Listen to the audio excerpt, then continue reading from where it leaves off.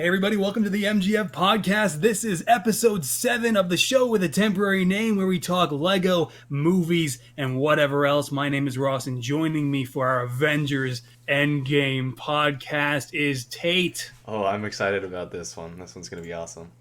Oh man, So there's just so much to talk about. and so much has happened. Something absolutely massive happened this week, of course, earlier this week. And we're going to be covering that today. Minecraft 1.14 was finally released. That is the real podcast. We're going to be talking about Minecraft 1.14. A massive update. We've been waiting a year for it. My fellow Minecraft 1.14! fans. Guys, that is just huge. And then there's also something else even more important that happened in Ross's hometown. Dude, Chick-fil-A just finished renovations and reopened. I've gone like a month without Chick-fil-A. A month! Guys, this is just incredibly... these are the two incredible, important topics we're going to be talking about today. Yeah, we can talk about this for the next 2 hours, but Tait, what we really got to talk about is Avengers Endgame. Yeah, real quick, do not spoil in chat until we are at the spoiler section, please. Nobody needs that. We don't need that.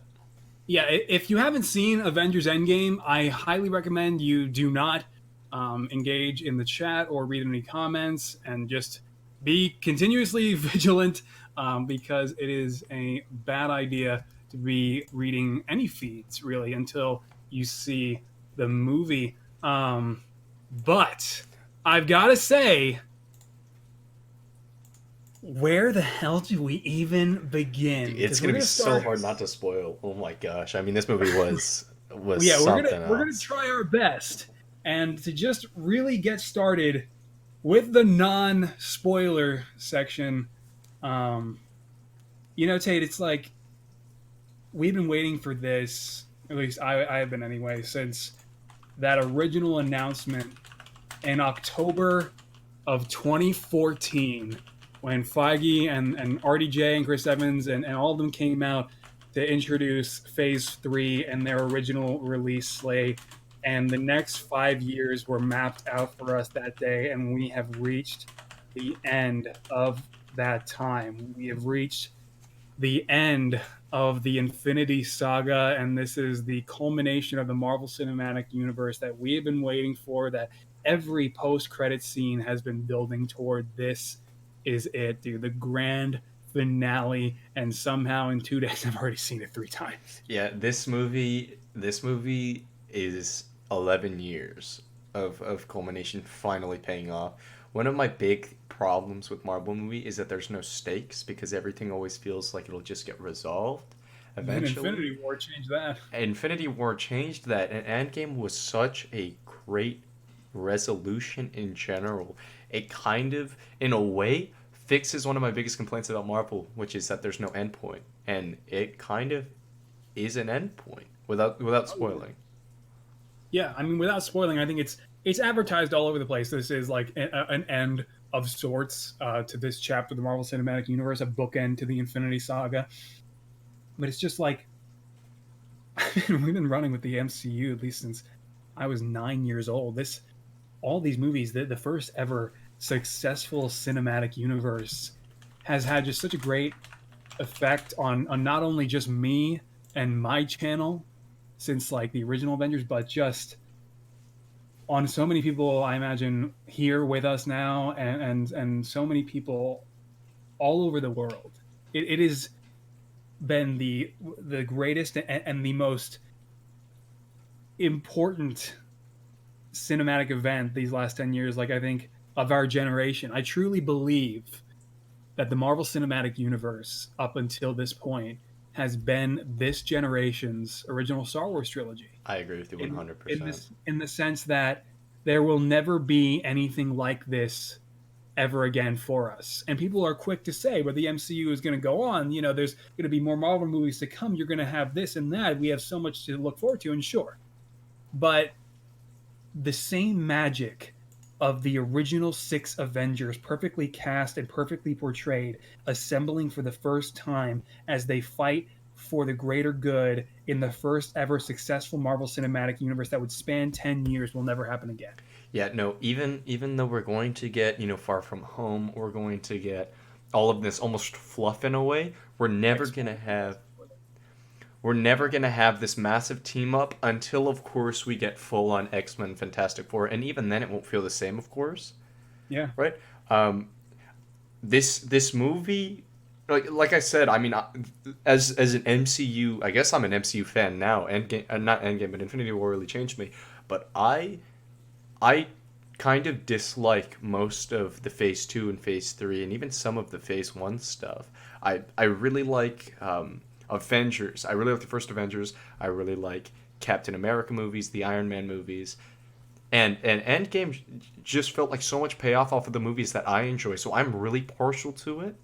And it will also feel like a payoff for the other movies as well. For the other movies, there's callbacks to Ant-Man and Doctor Strange and those kind of movies, so there's high payoff in those. But even for people, because I know I'm not alone when I say that, the darker, Phase 1, more kind of grounded movies are preferable. Those also get paid off in Endgame as well. So any Marvel fan, any MCU fan will like it. Yeah, and I mean, it definitely has more content and callbacks to the MCU than Infinity War did. But Almost too much. almost too much, yeah. But at the same time, I think they were well thought out in their placement for the most part, each one of them. But the big takeaway, because we do want to get to spoilers mostly, because there's so much to talk about with spoilers. I just want to say this really, for the most part, was everything I was looking for. About 70% of what I wanted Endgame to be. Maybe that's being a little generous, but they mostly got there, especially by the end of the movie. No spoilers, but of course, the grand finale of the Marvel Cinematic Universe up until this point was truly astonishing. It was very much something of dreams. It was whenever I would dream of what a final sequence for the Marvel Cinematic Universe could be, what a final movie for the Marvel Cinematic Universe could be, that was what it looked like. Absolutely. That was how it sounded. That was the true picture perfect, dream-like film. And I again, trying to dodge spoilers here, but another thing too is this has truly been the greatest performance from Robert Downey Jr. as Iron Man in a while. This is his best movie besides Iron Man 1. Arguably so, yeah. Yeah. And Chris Evans, I would say, has been stronger in like Winter Soldier or Civil War, but he's much still stronger. He was much stronger in Winter Soldier than in this movie, I will say, in my opinion at least. But he's still amazing. He's carrying absolutely Steve Rogers to the end. Absolutely. Yeah, I really liked. I'm gonna say this for the spoiler section, but I have a lot of opinions on Captain America, a lot of positive opinions. Yeah, same. And I have a lot of opinions on like Thor 2 as well. No spoilers obviously, but I wouldn't say Endgame is his best film. I would say this is hands down, undoubtedly, unquestionably for me. I thought this was Scarlett Johansson and Jeremy Renner's best performances as Black Widow and Hawkeye. Absolutely. My God. No, that is. My God. Hawkeye has always kind of been a side character, except for really in Age of Ultron. He kind of came up a bit. But Jeremy Renner is a great actor. He's a great character and a physical performance actor, and you could tell that this was really his movie. Hawkeye stole the show. He was pretty incredible. I would say Hawkeye is like the third or fourth most important character in Endgame. It's I wasn't expecting that. Well, hey, there was a character that was more important that my brother's been pointing out, but we're gonna say that for spoilers because it's really funny. But also I do want to say high praises for Endgame. I would give it a 7 or an 8 out of 10, but Infinity War is a better movie in my opinion. Infinity War is paced near perfectly. You have a perfect amount of time learning the motivations of the antagonists. Yeah. You have a perfect amount of thematic difference with the heroes. You have the heroes on Earth. You have the heroes in space, right? And it's a it's like, lot more complex, and it's a lot less of a comic book movie than Endgame. Endgame is a comic book movie. If you took the yeah, pages of a comic book and put them on a TV screen, that's Endgame. yeah. Yeah. And a thing about Infinity War, and I know this is a controversial opinion that we still prefer Infinity War over Endgame. Like, how could you? Everybody watching Endgame now who's seen it are probably like, "What? How?" And after movies like The Last Jedi, for instance, or just with maturing and getting older, you start to be able to, at least I think so, take off the rose tinted lenses of hype quicker. You're able Absolutely. to absorb a movie quicker and easier as you get older, and that's definitely been happening for me. I'm not the kid who blindly freaks out over an entire movie and just screams at my phone after seeing it. I definitely noticed things as we went along, and so that is why I don't think Endgame is a perfect movie, but I do think it is everything that the culmination of the Marvel Cinematic Universe needed to be. It is satisfying, and it is satisfying in how it concludes. But what I have to say is what Infinity War brought to the table that Avengers Endgame really doesn't so much, and which is why I thought this was very surprising. One thing that was always so amazing to me with Avengers Infinity War was obviously Thanos and how they turned him into a real person, a real character with real values, with real honor, with real spirit behind those CGI eyes, right?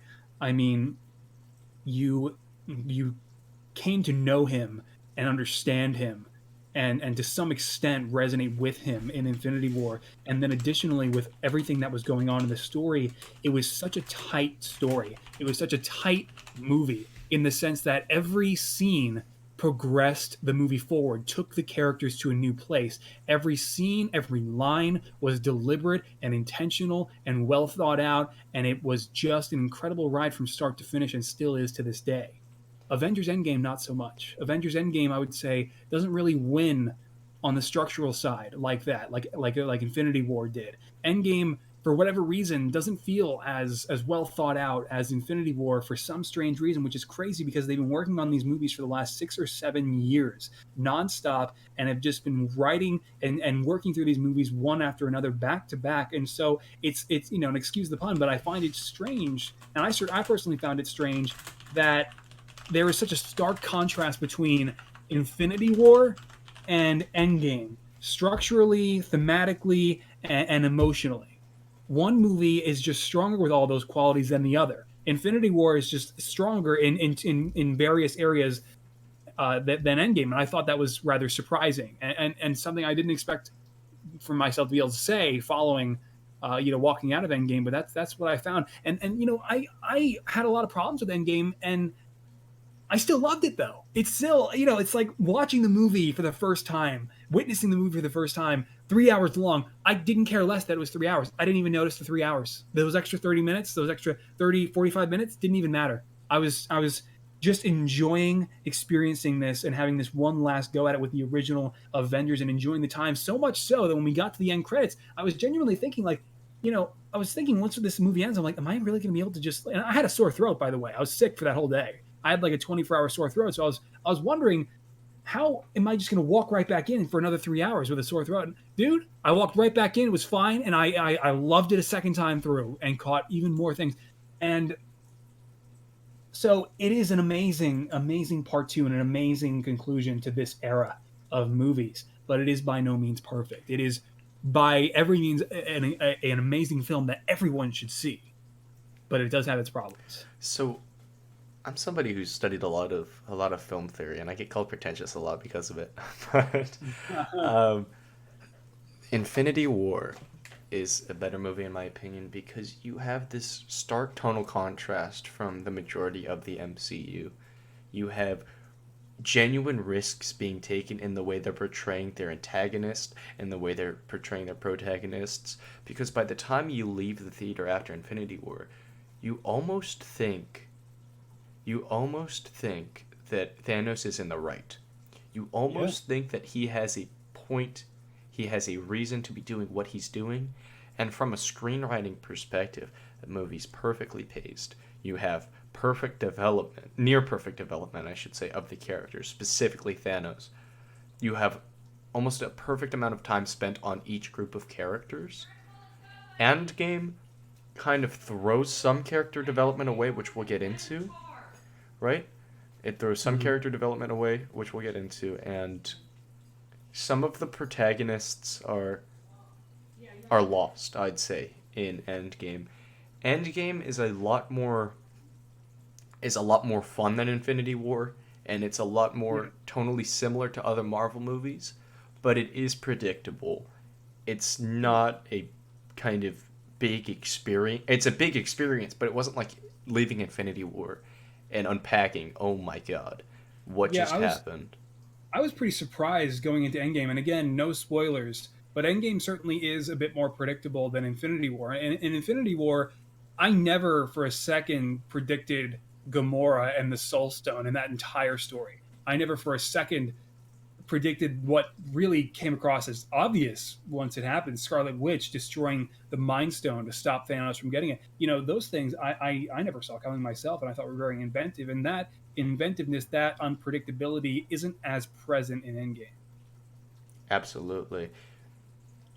Also, So Endgame has a lot of kind of flashy colors, where Infinity War, you really, like Ross was saying, you really do get to unpack the characters, and you have high stress situations, yeah. especially Scarlet Witch and Vision. Hmm. You have you have maturity in the characters that was developed through the more gritty and darker MCU films, whereas Endgame, like I said, kind of is just a comic book movie on TV. Right? Well, I wouldn't go Endgame that far. was fun and it was a good movie, but Infinity War was an experience in cinema. As a genre movie, Endgame is hands down way better. But as a high stakes dramatic cinema goers or cinema lovers movie, I would prefer Infinity War. I would say Infinity Yeah. War's better. And again, I really don't want to sound overly negative. Even somebody in the comments who was like, "Why do you think it's bad?" It's not bad. It's It's incredible. I cannot stress this enough. I love Endgame and can watch it multiple times a day. After seeing it two times in a row opening night and finishing that second screening after hanging out with the Avengers for 6 hours, I was actually ready. If I had tickets or there was a showtime, I would have gone right back in for the 2 a.m. If I was able to stay conscious enough, if I wasn't, if my dad didn't want to, if I didn't have to take him home, it's like I would have stayed.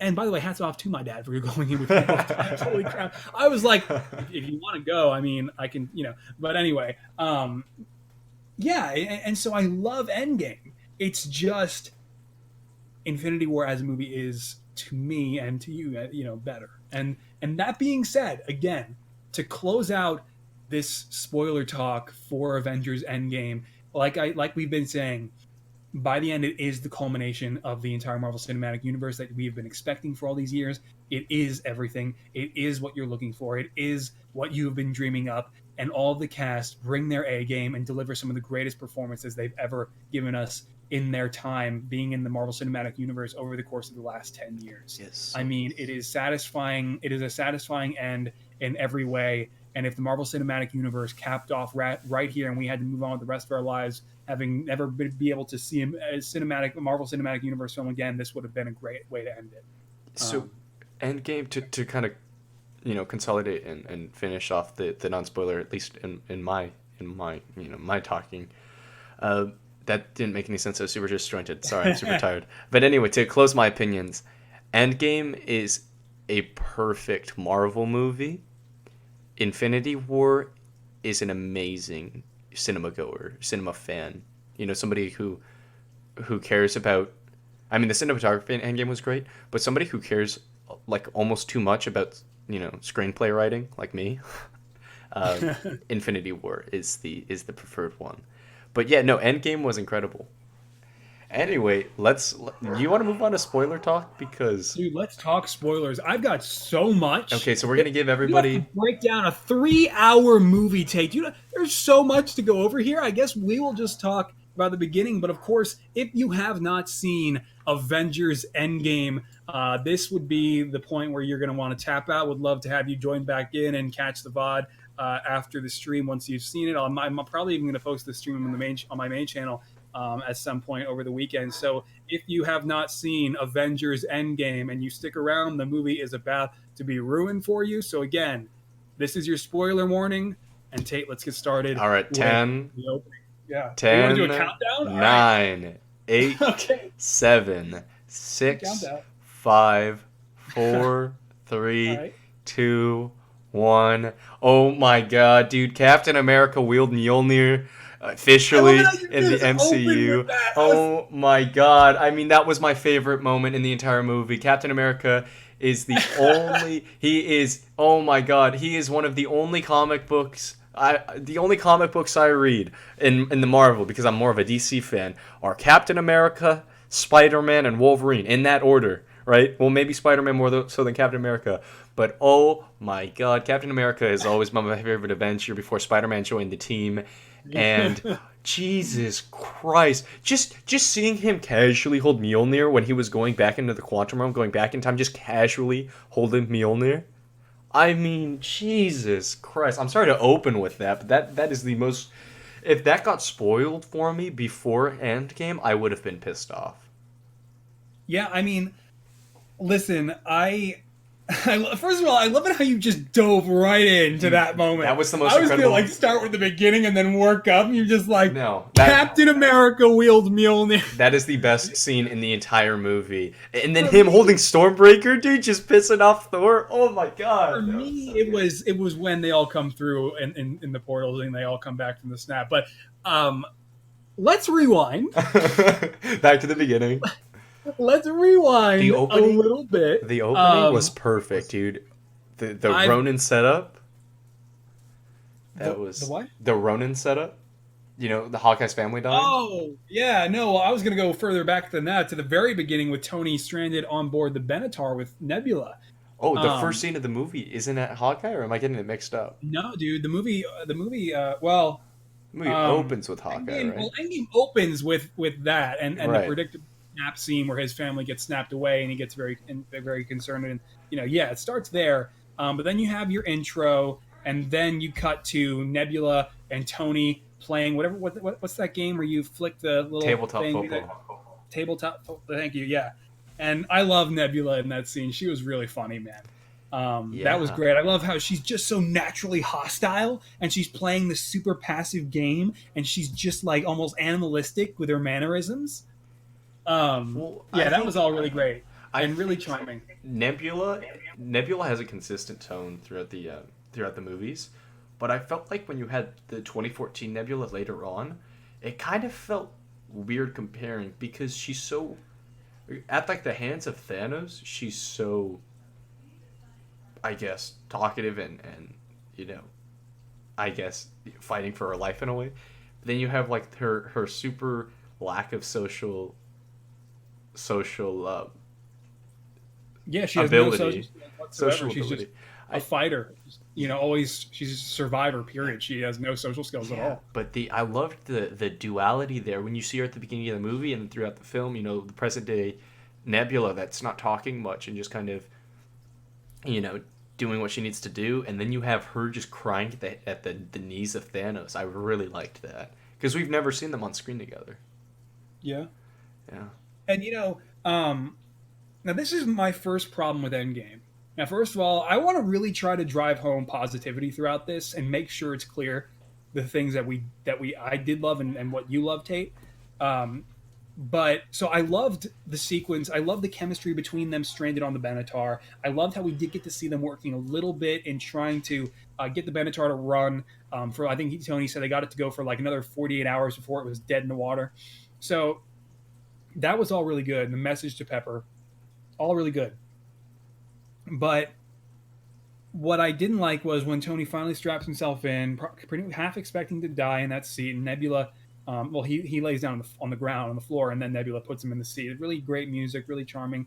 And then he wakes up to a blinding light, and this is where the predictability started. Because obviously, and we ruin this for ourselves, right? Speculating constantly before the movie, constantly thinking about what's going to happen. And so we get too close sometimes, and Endgame being more predictable than Infinity War, Tony and Nebula are rescued by Captain Marvel, and at you know, I was like, okay, you know, that's fine. But to me, what I wanted, and they you know they worked well. They say that the Benatar was damaged in combat on Titan.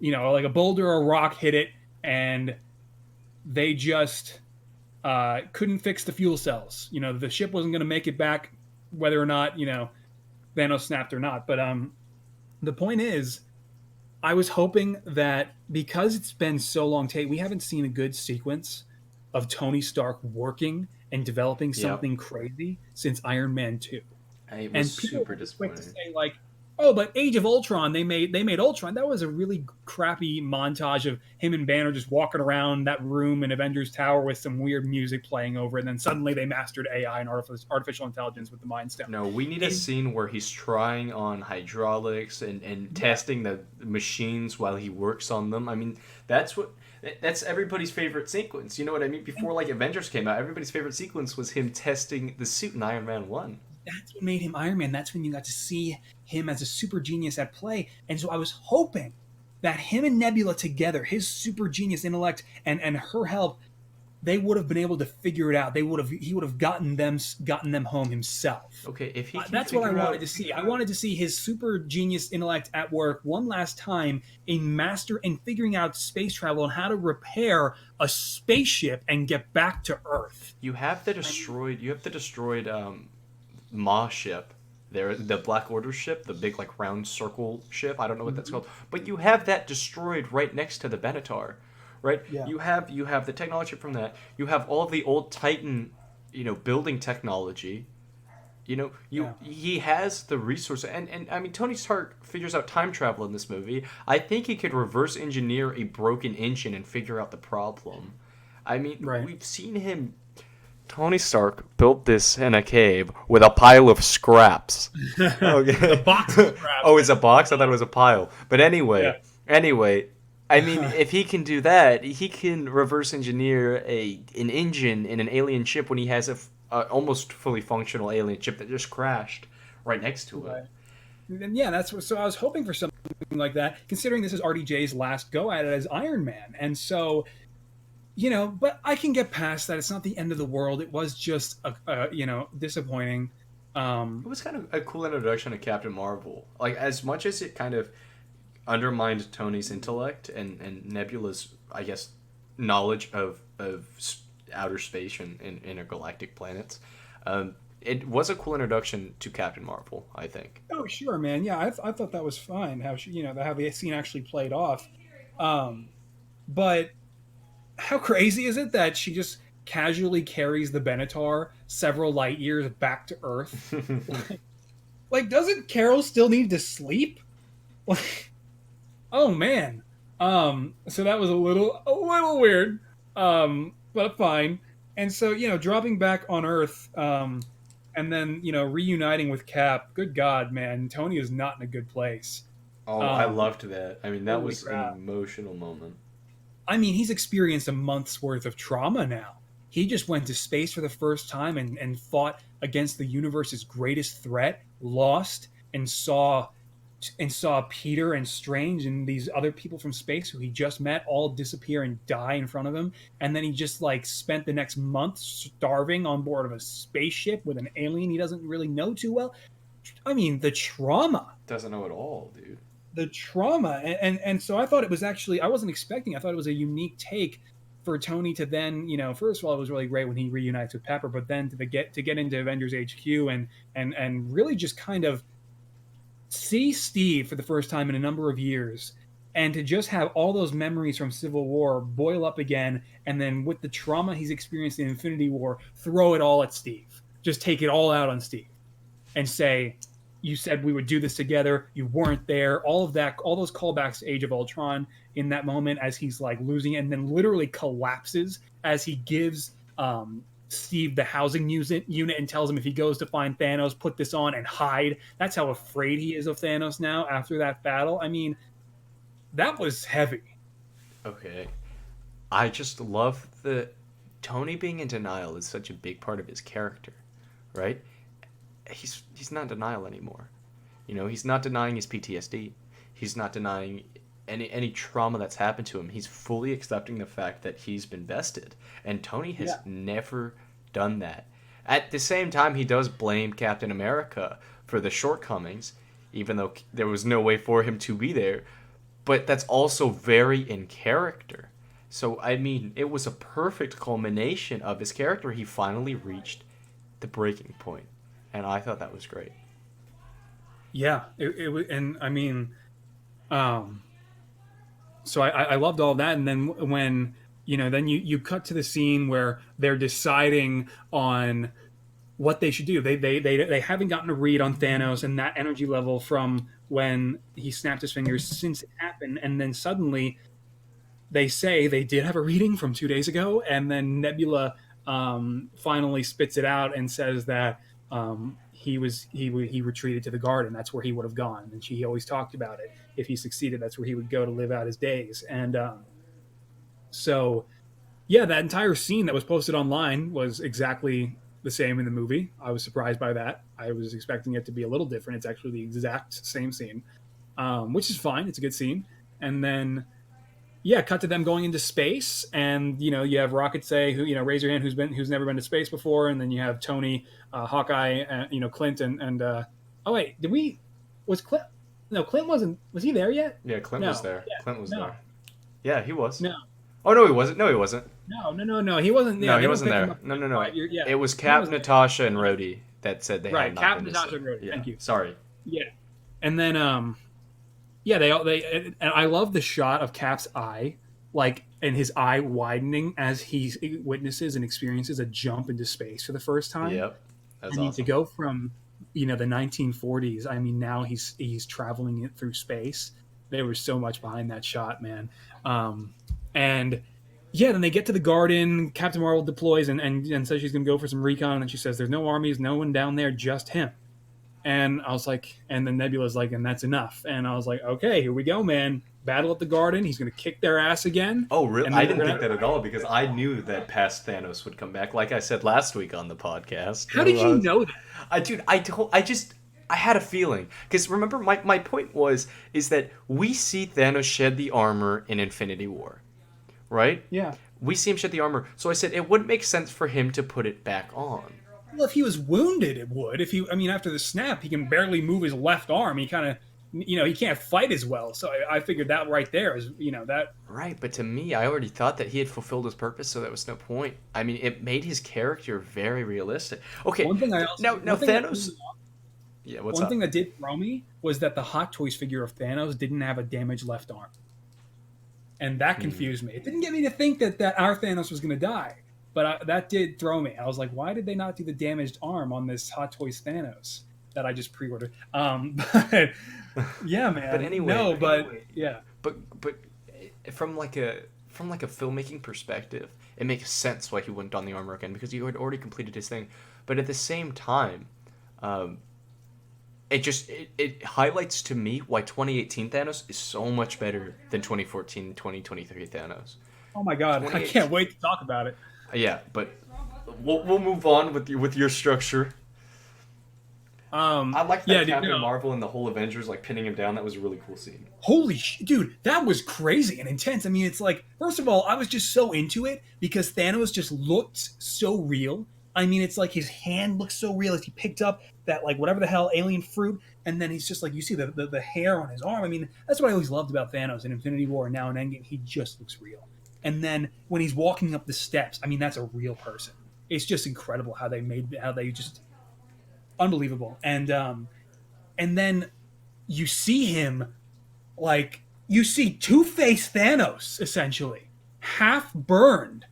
I mean, far worse than his arm was in Infinity War. So I was like, oh, I guess this is just kind of like a Kylo Ren scarring retcon where they just change it up.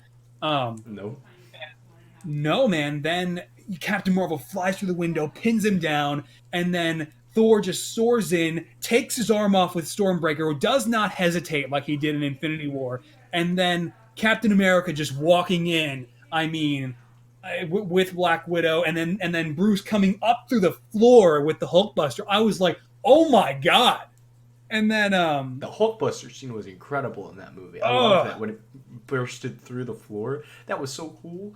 That scene was concept art for Infinity War too, and it's been released for like 6 months or something like that. And to see that actually happen, oh and man, when Thanos is just going on about like the universe needed correction, and you know and then you I hear am Thanos. inevitable. That what a great line. I am inevitable. Who came up with that? I mean, Steven and Marcus. What a line. And then Golly. and then man, it was crazy to watch because it's like we just spent all of Infinity War wallowing in Infinity War this last year, of seeing powerful Thanos wielding the Infinity Gauntlet, unstoppable with that left arm, conquering the Avengers and wiping out half the universe, and then just chopped off like instantly. I was like, oh my god, it was shocking. And now that was all great, but there were negative effects to come from this scene because then, of course, he's decapitated, and Thor decapitates Thanos when he reveals that he destroyed the stones and reduced them to atoms himself because they serve no purpose beyond temptation. And I was like, whoa. All right, well, that's fine. I guess Thanos will just come through from a time portal or whatever later in the movie. That's what will happen, and it'll be fine. But what I wasn't expecting later on in the movie, and we'll get to that, is like the ramifications of his death. Because in that moment, we lost our Thanos. We lost the Thanos. Which was really, The we lost Thanos. all of the Yeah. emotional resonance and all of the It the all work, all died. of the work from the past, um, from like 2015 onward, like all the post credit scenes. That Thanos is lost completely. Mm-hmm. Yeah. We don't even get to And see the Guardians of the Galaxy Thanos because he time jumps before those moments. right. And so that was great, but I really disagree with it. And that it has to do with the 2014 Thanos. But I mean, then you get to the time jump, and 5 years later, we knew there was going to be a time jump. We knew it was coming. It was very obvious with Black Widow's hair and what we were seeing. And so I knew it was going to be 1 to 5 years. Turns out they went the Right. full 5 years. That was half a decade. awesome. That was perfect. And yeah, man, you cut back to Avengers HQ, and Natasha is talking with Okoye, who's had to pick up the pieces for Wakanda, and now Rocket and Nebula are off on a Benatar somewhere. Captain Marvel now has a full new suit and shorter hair. Holy crap! That was cool. And Rhodey is in Mexico, like looking like kind of hunting down Clint, who has since become Ronin and is going around murdering criminals all over the world. And it was just something I was always thinking about with Ronin is like, how scary is that? That one of the Avengers, one of the unstoppable Avengers becomes a killing machine. How, I mean, like, no criminal in the world stands a chance against Clint Barton. And it's like, oh my God. And Natasha's barely keeping it together. She's crying. I mean, she can barely eat the sandwich that's in front of her. It's been 5 years, and they're all suffering from PTSD. You have the emotional weight in these scenes that I was really hoping for, that I was looking for. I mean, Steve is able to move on because he's naturally an optimistic person, and he's able to crack a joke about there being whales in the Hudson. But man,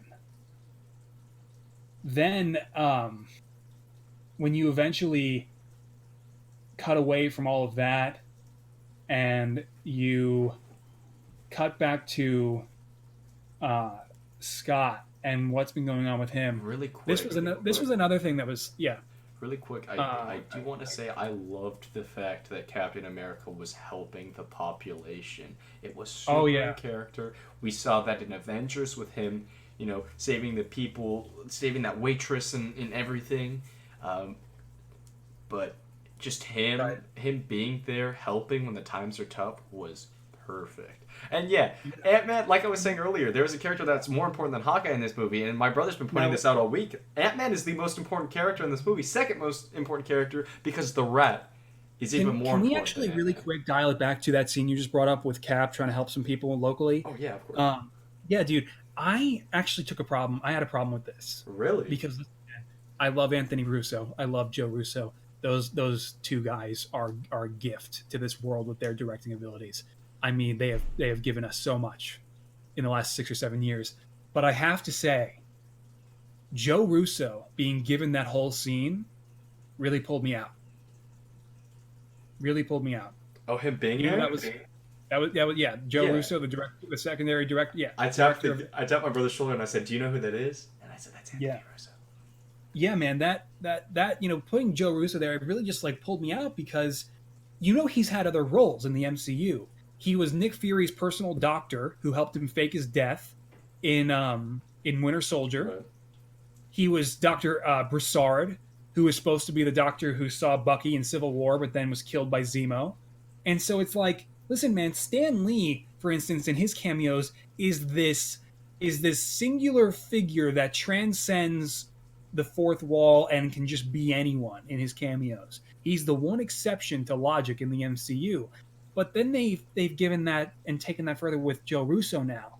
And Joe Russo is fine, and I love the guy, but it pulled me out because I feel like I know the guy. It's like it's Joe Russo just right there giving a whole scene, and it was just too much. It pulled me out. I couldn't buy into it because I'm watching the guy who's making the movie giving it just because he's already played other characters in the MCU. I couldn't connect. I couldn't do it, and so I think that was weird.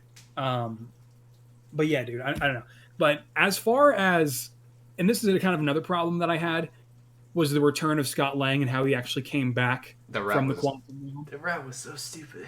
That was stupid, man. That was really stupid because how I wanted Scott Lang to come back is not by a joke and a rat just stepping on buttons that just so happened to work 5 years later, but that he actually uses one of those blue rings that one of the blue growing rings, whatever the hell they're called, from Hank. Still had one on his belt, figures it out again inside the quantum realm, and then gets himself out, but still winds up 5 years in the future. So what I would have liked, because of the fact that in Ant-Man or use a time vortex. Where are the time vortexes? Right, exactly. Well, I guess we see the time vortexes with those big tubes. Yeah, but I wanted him to use one, and that's how we got back. Instead of just a damn rat. I was like. So I think that because of the fact that in Ant-Man and the Wasp specifically, we see him become more of a scientific mind as opposed to just a I can't think right now, but a common thug, a stupid idiot. But he's not an idiot because he's an electrical engineer. But anyway, we see him kind of get more ingrained in the science part of being Ant-Man and the Wasp. So it would have been really cool if he had one of the red rings, and he reverse engineered it to become a blue ring. And you're like, okay, maybe Scott Lang's not a complete idiot. Like everybody makes fun of him. And then you can still have him throughout the whole movie be like kind of a joke that he's dumb, right? But I would have liked it if he reverse engineered a red ring. I think that would have been cool. That would have been even better, dude. Yeah. If he was able to do that on the fly inside, if they had like some kind of alternate way to get him out, and because you'd think they would have had contingency plans, but I guess not. And so that was all fine. What I loved even more was when he gets to the vanished monument in San Francisco there, and you see what's been built there of all the people who died in San Francisco from it, and you see him frantically looking for Cassie's name, not knowing if she's alive or dead, and then he finds his own name, and I was like, yo, that's yeah. But then what I loved was the buildup of the music as he runs back to his house, back to the street, now overgrown and seemingly abandoned. What a powerful run, man. I mean, and then when he gets to the door and just bangs on it, I was like, okay, so one of them is going to come back. I imagine it was going to be Cassie. And I knew that they had cast an adult, not an adult, but an older Cassie Lang. But let me just say this first. What a scene. I think Scott finding grown-up Cassie, and when she's like, Dad, and they hug, and he can't, he's processing it, that range of emotions in his eyes as he's holding her, and then he looks at her and she's like, you're so big, and it's like, that was Paul Rudd's best performance in the MCU, hands down, in that moment. Yes, that was phenomenal. I really did. So great. I thought when we were watching it, I was like, oh, the stepdad's gonna answer the door. I was like, that was my thing. I was like, oh no, like, dude, don't even play around. See, like, here's the thing, and this is me being a big softie, but as soon as you introduce a character with a kid, you gotta. And speaking of which, Iron Man has a kid, and they, But as soon as you introduce it, get to that. Holy shit! As soon as you introduce a character with a kid, at least like for me, it's really hard when you rip away one of the, especially the parent. When you rip away the parent, it's really hard. But it works both ways. So So I was like, oh, this is gonna be real bad. Like Cassie's not gonna be around. So because of the fact that Cassie was still around, it kind of made sense that he was still more of a jokey, jovial character throughout the movie. Yeah, he didn't like his ex-wife that much. He's gone. Who cares, man? Right, but I mean, Uh, just him having his daughter, I felt like really helped his character through the movie because it made it so he wasn't, distraught the entire time. yeah, and so that was good, man. Now here's a question I had: how old was Cassie in Ant-Man and the Wasp? She's probably like 12, I think. Like she was like for me, in my opinion, Cassie was like 9 to 12 in Ant-Man and the Yeah, they're Wasp. gonna So have like to say that she was like 12 or 13, or just some age seemingly older than she actually she was, has to be at least 16. That actress does not look like a they 16-year-old. flash forward 5 years, and the actress they cast is Cassie. I mean, she's at least She's probably like 25. she's at least anywhere from 16 to 20 years old. Right. I mean, and so, yeah, they'll have to tell us how old she was, because if she was 10 and that actress was like is supposed to be only 15, it was like, all right, well, That's hard to believe. yeah, yeah. So that's yeah, but I mean, they also cast that because the actress they cast as Cassie is also going to have to be the actress that we see in Ant-Man 3, future Avengers movies. She's gonna suit up and become what is she called in the comics? I forget. But yeah, I have no idea. yeah, I forget what Cassie's Ant-Man name is in the comics, but yeah, she actually died. But anyway, She does, yeah. That's why. yeah, dude, and so you cut back to that scene. You see him through the feed. He's at Avengers HQ now, 5 years later, and they're in disbelief. Of course, they let him in, and then he's just trying to explain it to them, just trying to figure out what he's talking about. And he's trying to say how crazy it sounds that if we could enter the quantum realm at one point and then exit at another, and that it's basically a time machine. He's eating a peanut butter and jelly sandwich, trying to explain it. He feels like he's sounding crazy, and then Natasha just goes, well, I get emails from a raccoon. It was so good. That's perfect. But yeah, so I love that. And then who do we talk to about this? Cut to Tony Stark. I have no idea where he was with his new cabin that either he built or just, squatted after Infinity War. I could not picture Tony Stark squatting. I mean, he still has access to his bank account. Like, yeah, so that was crazy, man, because it was like, oh yeah, there's Tony, he's living with Pepper. And I knew they had cast younger actresses to portray young Cassie and potentially Tony Stark's daughter. But then it was like dinner time, and then he goes, Morgan Stark. I was like, oh boy. oh And god. then she comes out with the rescue helmet on. Okay, Rescue being in the movie was super cool. With the first look at Rescue's helmet, but then there's Tony Stark's daughter. After all these years, 10 plus years since 2008, Tony Stark's daughter, there she is, right there, Morgan Stark. Here we go. Abrupt. I was like, you can't hit me with that, like, just so suddenly. It was like, I needed a birth scene. I needed to be eased in. And it was just like, And there also she is. Think about it. Like, he coped with the events of Infinity War by having a daughter, because that girl's like, Oh, yeah. she's not a baby. She's not 1 or 2. She's like 4. Yeah, she's like 4 or 5. I mean, and well, not that 5. makes She sense, could be man. 5 because coitus and everything. But, Yeah. but oh my god, like that's Yeah, right. Oh god. that's a 4-year-old dude. Tony Stark came back, screwed Pepper, and had a kid.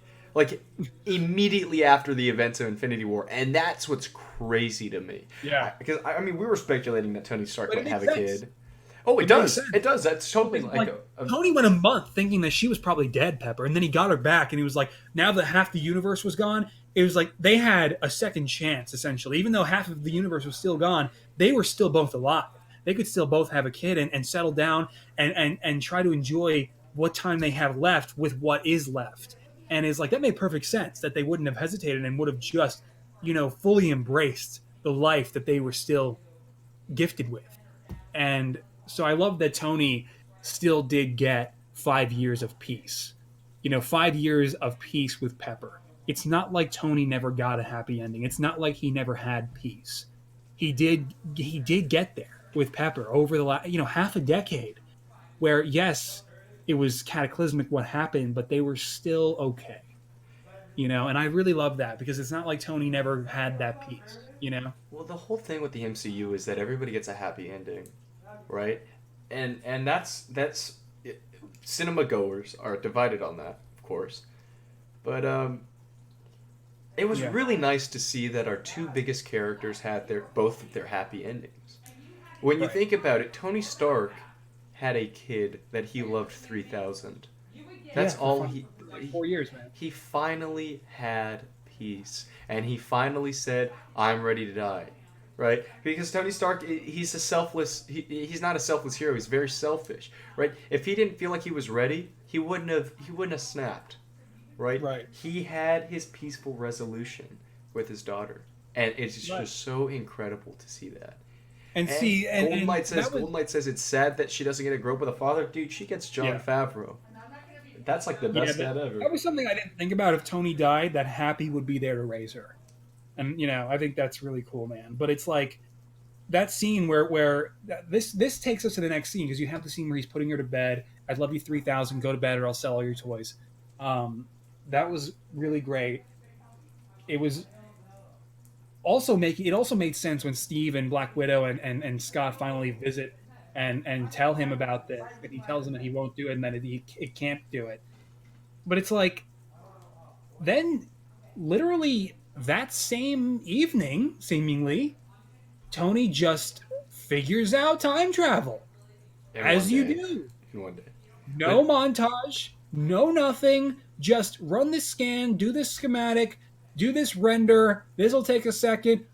And then shit, and it's like time travel. It's like, come on, man, come on. Like he just had the greatest breakthrough since when he created that new element in Iron Man 2, and now humanity's greatest breakthrough and potentially humanity's last hope, and he just does it in like 20 minutes. And like it's like we don't get anything. You see, again, that's where a montage, one last montage of Tony working and getting to work, well, you know, as the super genius we know him to be, would have been great. That was the opportunity right there, and they blew it. And granted, they gave us a nice scene where Tony was then teaching her the word shit, and then she reiterated it, and it was very funny. But it was like, again, come on, man. It's like I understand it's a Marvel movie and you have to have jokes and but it's like some things were just cast to the side in favor of jokes that never should have been. Screen time given to jokes and things that are less important. Whereas you could have had some very powerful scenes here in this opening act with him getting back to Earth and inventing time travel with you know and so I don't know, man. yeah, I didn't like that. yeah, so the same thing happened with Doctor Strange that a lot of jokes took away from more powerful scenes. And it's just something that plagues the Marvel Universe in general, every director in the Marvel Universe. Right? Because of the fact that they have a quota to fill, if that makes sense. And I think that this was the perfect place to show an Iron Man build sequence because of Yeah. the fact that we haven't seen that since Iron Man 2. We haven't seen that since the element was created, Badassium. And Right. it would. It's the official name. Isn't that awesome? I love that. But if I just wish we would have opened the movie with the Hawkeye thing, and then as soon as we see Tony, it's him and Nebula working on the Benatar on Titan. Sure. Like that would have been because we saw him in Iron Man 1 create the Iron Man suit. We can't we like if we watch him make another Iron Man suit, it's not the same. You know what I mean?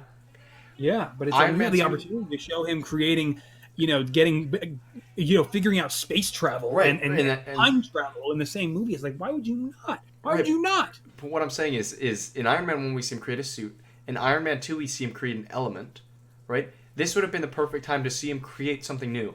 Not a suit, not another element, but either fixing the Benatar or time travel. Yeah. You know what I mean? It would have been.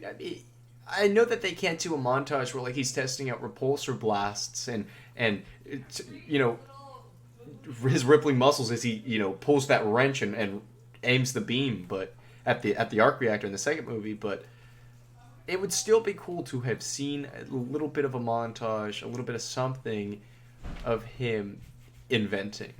Yeah, we literally only get like 30 seconds. Not even that.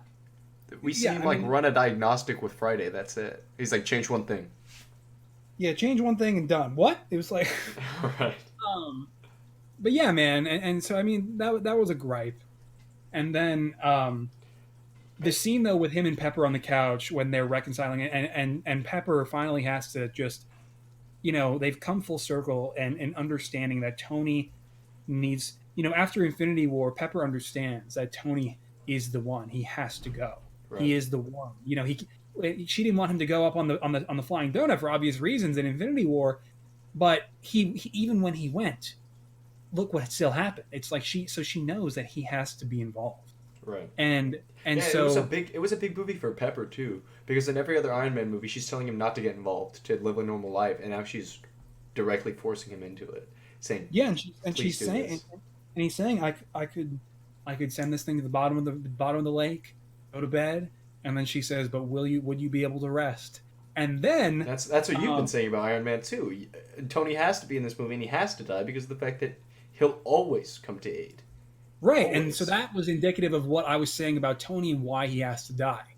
He would not be able to rest. If in Phase 4 Galactus came down, he would not be able to rest or sit idly by and just let the Avengers face him without getting involved. And so that's why, of course, because Robert Downey Jr. finally has to go now, Tony has to die too. And so that's why that was consistent with what I was hoping for. You can't have a Captain America thing because of course Cap goes back to time and lives a normal life. You can't have that with Tony Stark.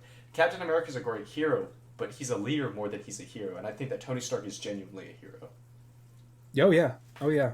And of course I think we also kind of skipped over that the Avengers, Cap, Scott, and Widow, they go to a diner and meet up with. Oh god, this is where my problems lie. Yeah, man, I had listen. When we got to the scene, I was like, again, abruptly, just like seeing Morgan for the first time. I was like, oh, okay, Bruce Banner has come full circle in these 5 years. He is now Professor Hulk. He has joined. He's synced up, and they are one. Bruce Banner and the Hulk have come to a consensus and are one. And I was like, he's come full circle. Like Bruce Banner's story arc is done. It's like just cut to that in a diner. I was like, okay. I was like, this is great. And then I was like, but then they're talking about time travel, and he's like, yeah, this is kind of outside my expertise. And I was like, okay. And that's all really great. These are confusing times. And then kids come up and he's doing selfies. I mean, they're dabbing. He's freaking. You know what? I'm saying it. We get our one. Ross and I each get one F word per stream. Well, Hulk fucking dabs. Are you kidding me? I had just. Yeah. I'm sorry to cut you off, Ross, but I'm gonna cut you off. Sorry, I'm gonna let you finish. But I just watched the past week every MCU movie I liked. That includes Avengers. That includes Iron Man. I watched Age of Ultron. I don't like Age of Ultron, but I watched it anyway because I was like, I want to see more Bruce Banner. But I watched all of the movies where Bruce Banner shines as a character, except for Ragnarok because I don't think he shines in that one. But yeah, no, I agree. Bruce Banner. Okay, let me start by saying this. In Avengers 1, Hulk is a monster. He is freaking scary. Hulk is genuinely something you look at and you say, oh my god, this thing could kill anything it wants to for no reason at all. You see the transformation with him and Black Widow and you say, oh my god. We just spent the first half of the movie describing how scary Hulk is. Right? Mm-hmm. And then going into Age of Ultron. That whole movie is about calming down Hulk. Right. It's all about making sure the Hulk, because the Hulk is more dangerous. Because this is why I think the Hulk is so fascinating in the comic books. He is more dangerous than any antagonist they face. He's more dangerous than, well, not any, but almost any. Because he could tear everything apart. And we see, we see the whole Age of Ultron situation where he gets beat up by the Hulkbuster, which is perfect. And the Hulk is scary, and Bruce Banner is scared of himself. And then Thor Ragnarok comes along, rewrites the Hulk, rewrites Bruce Banner. Infinity War perpetuates that, and then Endgame just all in on that. And I was so disappointed. Oh, so you didn't like Professor Hulk? No, I did not like Professor Hulk at all. I wish that it was done differently, and I wish it was more of... I like the idea of Professor Hulk, but I wish it was more themed around Bruce Banner kind of giving up to Hulk, if that makes sense. And Bruce Banner not being entirely happy about the change. As opposed to being all, oh yeah, it's a compromise, it was great. No. Banner is scared of the Hulk. He is I get it, but scared. I think we've been wallowing in all of that for so long now, and considering this is Endgame, I think it makes sense that we got to this point and that Bruce is finally okay. I just wish that he would have had more of a struggle with it. You know what I mean? Yeah, If no, I he agree, man. We needed transitions. We needed some kind of transition into Morgan Stark. We needed some kind of transition into him developing time travel. Morgan We Stark I needed some disagree kind of with. I think her just abruptly appearing was actually yeah. I mean, I perfect. don't. I'm not really too rigid on that one either. Yeah. But I mean, yeah. I mean, and what's a shame is you did have time to make all these little corrections. There was time. There are scenes in Endgame that did not need to be there, that did not advance the plot. This really kind of being one of them. And it aside from it, just even though it introduced us to Professor Hulk, that could have been done in any other scene. We didn't have to have this happen in a scene where they're sitting at a diner talking about time travel and taking selfies with kids, and then those kids not knowing who Ant Man is, and then take the goddamn phone back. All this crap. I'm like, what are we doing? This is our last movie together. This is the last movie of the original Avengers. What are we doing? Right. We Yeah, didn't. I think that Ant Man scene was like a good minute and a half, 2 minutes too. it was too long, man, and Yeah. it was I don't agree with it, and but either way, I have to say, man, um, I really do. I mean, I am on board with Professor Hulk. I think this was the right time. I am on Um, board with Professor Hulk, just not the way they did it. Professor Hulk's supposed to be a merger between Hulk and Bruce, and this was just a goofy Bruce. This wasn't even Bruce Banner. This was Mark Ruffalo in Hulk's body, right. right? And I just Professor Hulk in the comic books. I mean, he's a merger of three Hulks or three people: Gray Hulk, Green Hulk, or Savage Hulk, not Green Hulk, Savage Hulk, and Bruce Banner. And he's a very complex character, right? And in this, I mean, it was just goofy Mark Ruffalo in Hulk's I'm okay body. with that. I mean, I think this was a good common ground between the different portrayals of Professor Hulk. I think this works personally. Um, I mean, it's in a Professor Hulk movie, so I think it's fine. yeah, and so then they you kept we also had to of course talk about because they went to go collect Bruce there, and then Natasha also goes to Tokyo That to was go awesome. and find Clint, who has of Oh, course oh been man. Ronin, and like we said, going around the world slaughtering criminals. So he's after the Yakuza and just taking them the hell out. Like, I mean, like I said at the beginning, an Avenger gone rogue killing people. Oh my God, they just stand no chance, and it's terrifying. That's how the Hulk is, though. Like that's what the Hulk used to be, right? Kind of an adventure that's killing people, an adventure that's terrifying. Yeah, and But I yeah, mean, no, I thought he was great. there's I a thought it bunch was of them. freaking He has this awesome. whole standoff with this like faceless, nameless Yakuza guy. Kills him, slits his throat, stabs him. And then Natasha walks up to him when he does that, and oh my God, what a brutal scene! And and he says, "Don't give me hope." Oh my God, the line delivery of that, holy crap, dude! Oh my god, And then she says, "I'm sorry, I couldn't give it to you sooner." And I was like, "Oh, the feels." dude! Oh my god, seeing Hawkeye and Natasha like this. I mean, we haven't seen this since Avengers, since Avengers 1, and it was incredible. Yeah, this was when, I mean, Clint's his when Jeremy Renner's definitive performance as Clint Barton really starts was of course with the scene, and just great stuff, man. I mean, he's lost it. He has nothing to live for. His family's been gone for 5 years, and he's just in a dark place as a vigilante, just doing the only thing he still knows how to do in a world gone dark. And yeah, so then when they finally make it back to Avengers HQ, I thought it was interesting um, that Bruce Banner, of course, is able to take the pin particles and figure this out with Scott, and he's able to get them to a point where he's able to send Scott down, through the freaking the hell is it called again in the back of the van? I forget.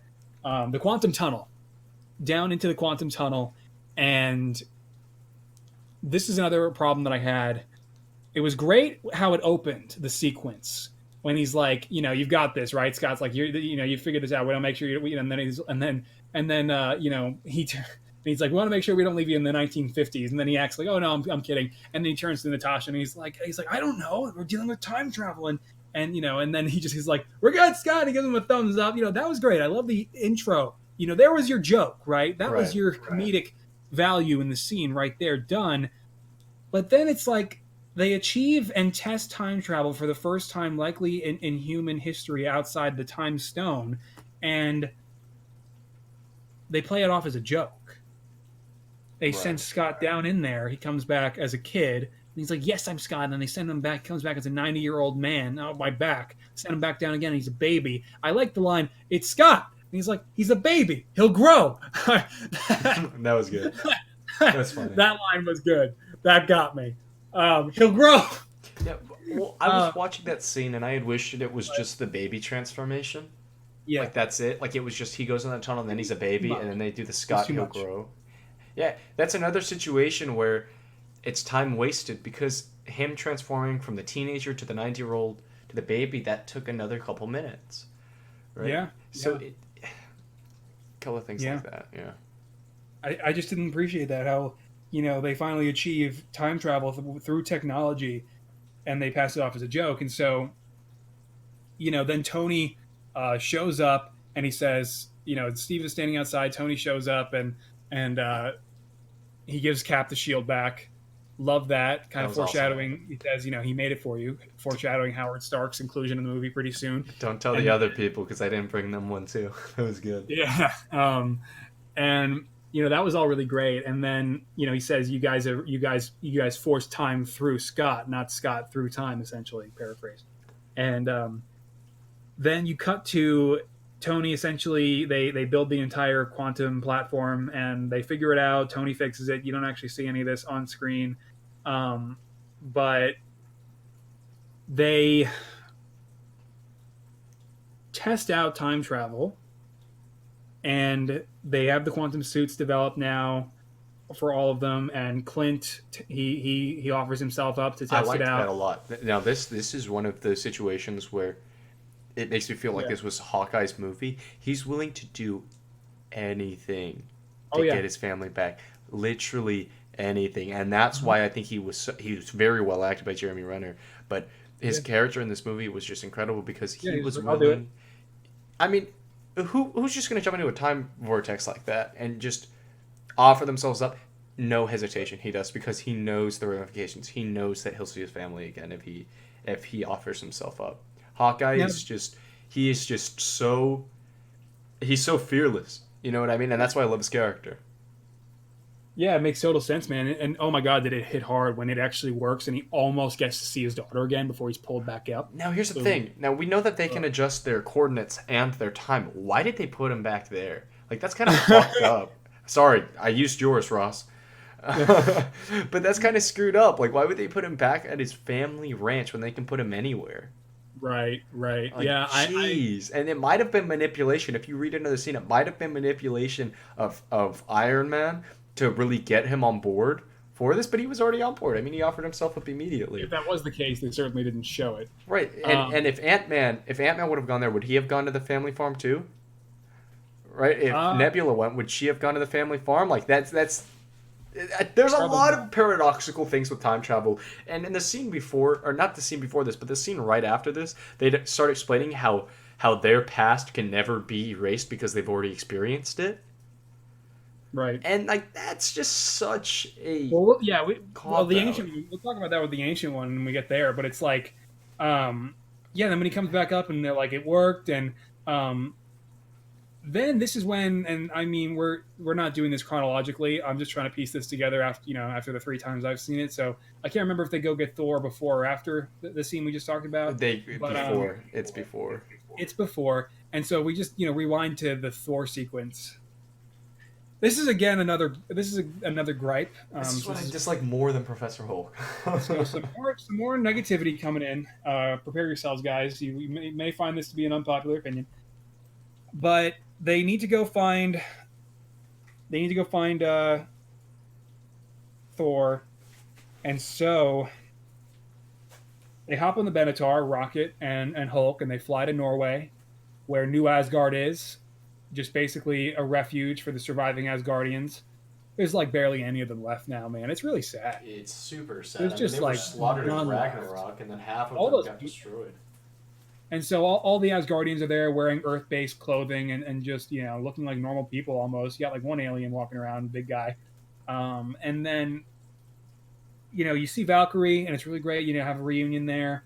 And they say they only see him once a month. He only comes out for beer. So I was like, oh, okay, so Thor's a drunk and probably just depressed. That's fine. That's a good place to start him at. And then you walk in, and they knock on the door, and they walk in, and, it's like, oh, it smells in here. It's like, okay, yeah, whatever. And Thor, let me just preface this. Now that we're finally talking about this, let me preface this with, I love Thor 1. I think Thor 2 had great character development for the cast. I love Thor in Age of Ultron.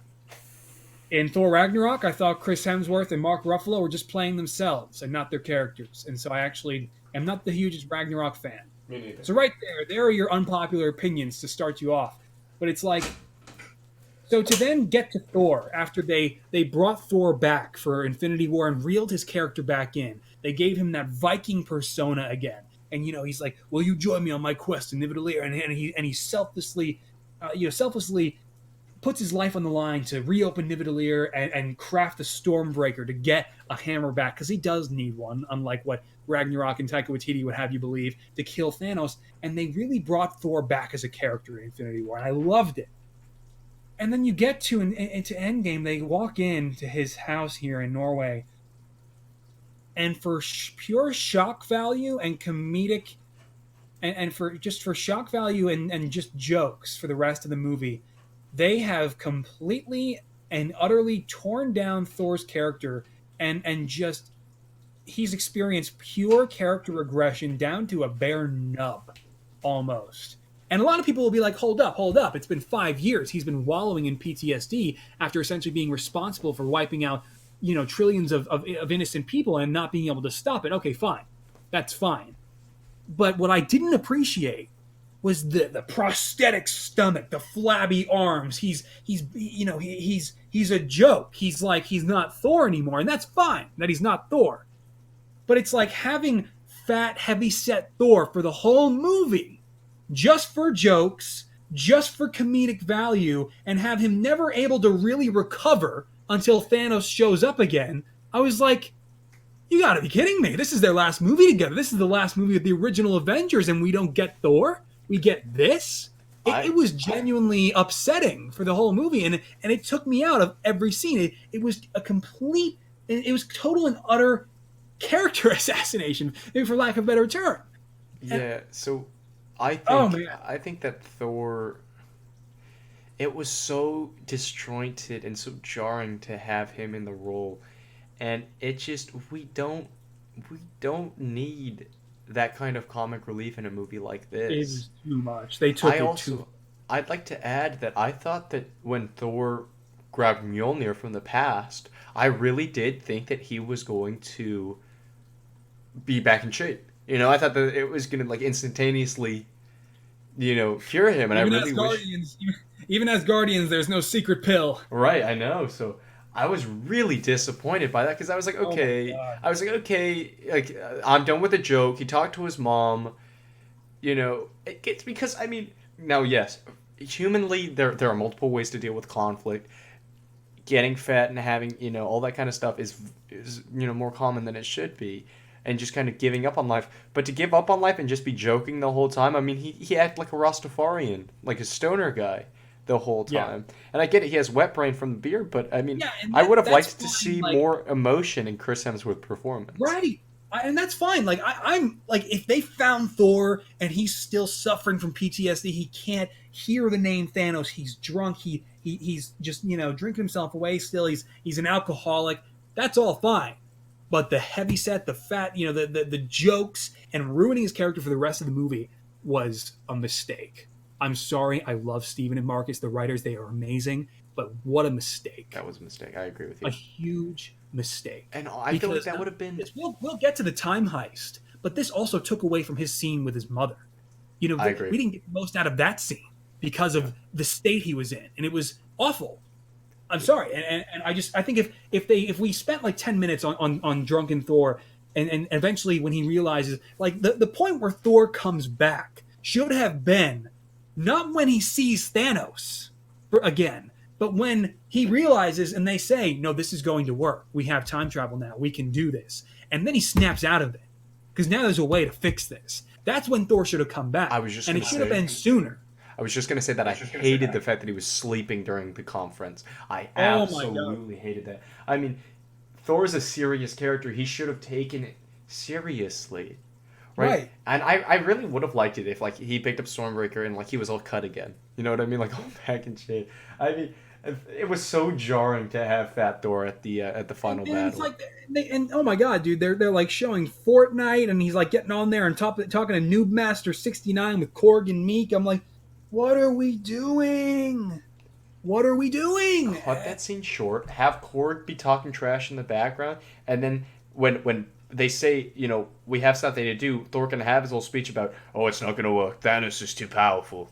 And then he actually ends up going with them. And then when he's at the meeting with everybody else, he starts taking it seriously as opposed to be like, oh, the Aether was in my girlfriend Jane's body, and Yeah, it won't get out of here. And that turned Australian real quick, but I mean, it was like, I will be honest. When he's sitting in the chair not moving, and they're like, is he asleep? And then Rhodey's like, I think he's dead. I did laugh. That was a good one. yeah, but it But was so out of character, it dude. was so out of character and wrong. I would have forfeited that in an instant. I mean, No. and I appreciate that they are, respecting Thor: The Dark World in Endgame, regardless of what people think. And Thor: The Dark World is not the greatest movie, but people give it way too much hate. I It mean, wasn't it's the that introduction. bad. It's the introduction of the reality zone, so it's kind of And necessary. yeah, so I appreciate that they were bringing up Dark Elves and Malekith and all that stuff. The scene with Thor drunkenly trying to explain it was just, again, too much and an overextension that just never should have been. And so yeah, they figure it out. You cut to more scenes of them trying to decide when to drop back in time to get the Infinity Stones, and then Natasha's like, if we go back to New York, if we go back in the right time, there are 3 stones in New York. And then Bruce is just like, shut the front door. And I was like, yeah, man.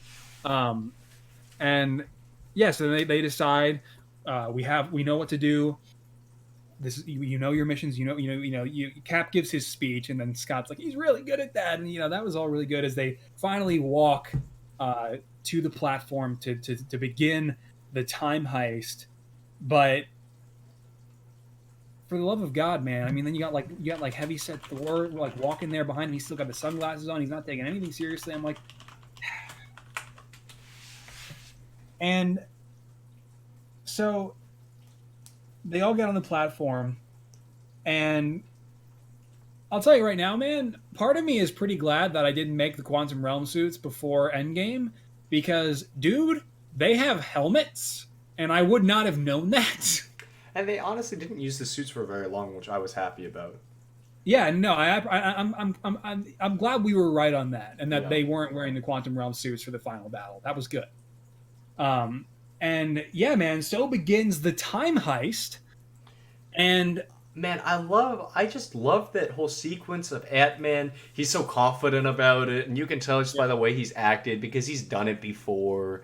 And it just the New York scene. You have the 3 original Avengers, and then you have Ant-Man, and they have their plans, Now, and it's just perfect. And I will be honest. I know that off screen Tony figured out how to navigate the quantum realm, and so they were able to do it very quickly. But I did kind of want to see them walking around in the quantum realm and experiencing it, right. and like maybe even passing through the micro city and then figuring out where they need to go, or just something. I really wanted to see the Avengers' reaction to the quantum realm, and you do kind of get a little bit of it, but not much.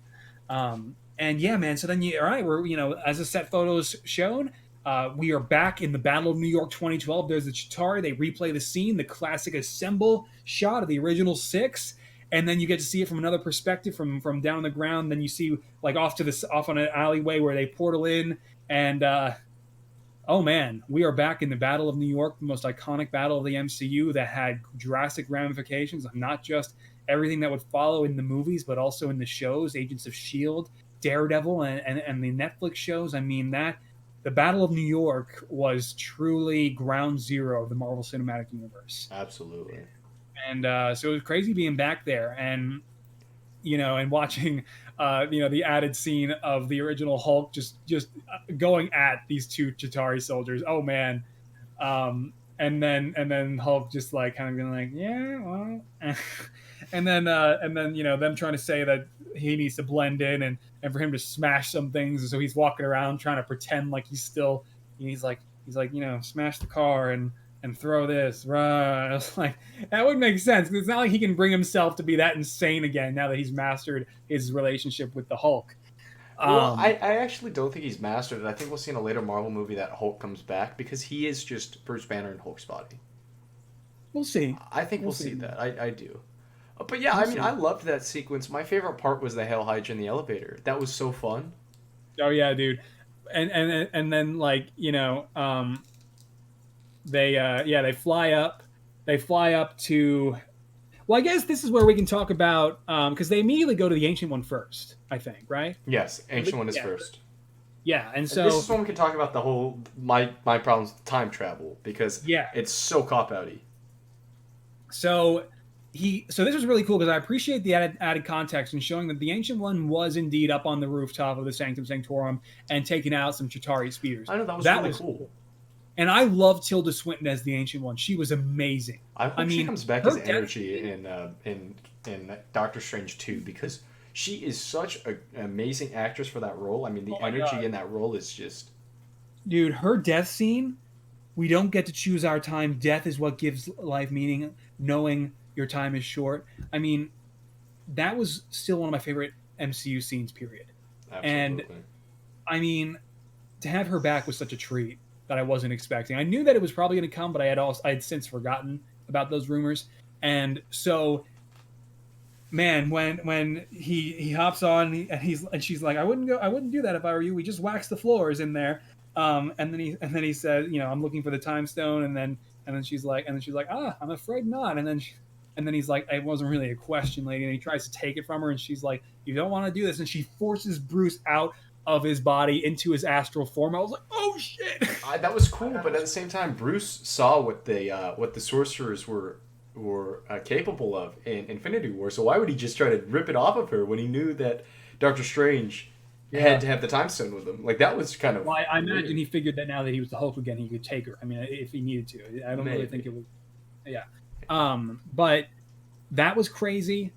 And then, when you eventually do cut back after the Avengers Tower sequence to the two of them again, she says, let's try this again. And then they have their discussion of why she is reluctant to give him the time stone, because of course it is their chief weapon against all of the threats that would come in the future.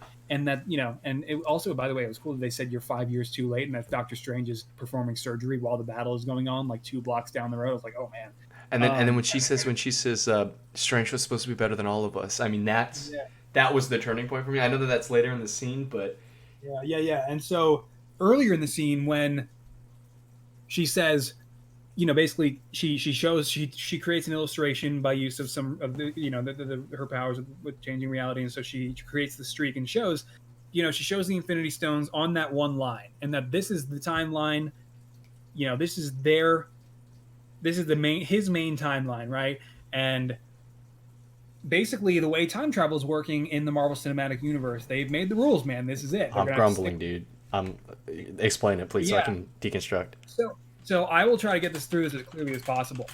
So essentially, in most pop culture, the Flash and other, time travel shows, take your pick, Back to the Future, whatever. You travel back in time, you change something, it has drastic ramifications. The smallest change has major effects on the future and how things play out. Period. And that's how it always is. That's why time travelers are always like walking on glass and walking on eggshells, essentially, when they travel back in the past. Well, in the Marvel Cinematic Universe, they're trying to take a seemingly, quote unquote, more realistic approach, in that if you travel back to any point in the past and you make changes, you can go back to your timeline after making said changes. But whatever changes you made in the past, you created, and you create an alternate timeline in doing so. God, I hate that. It's such a cop-out, in my opinion.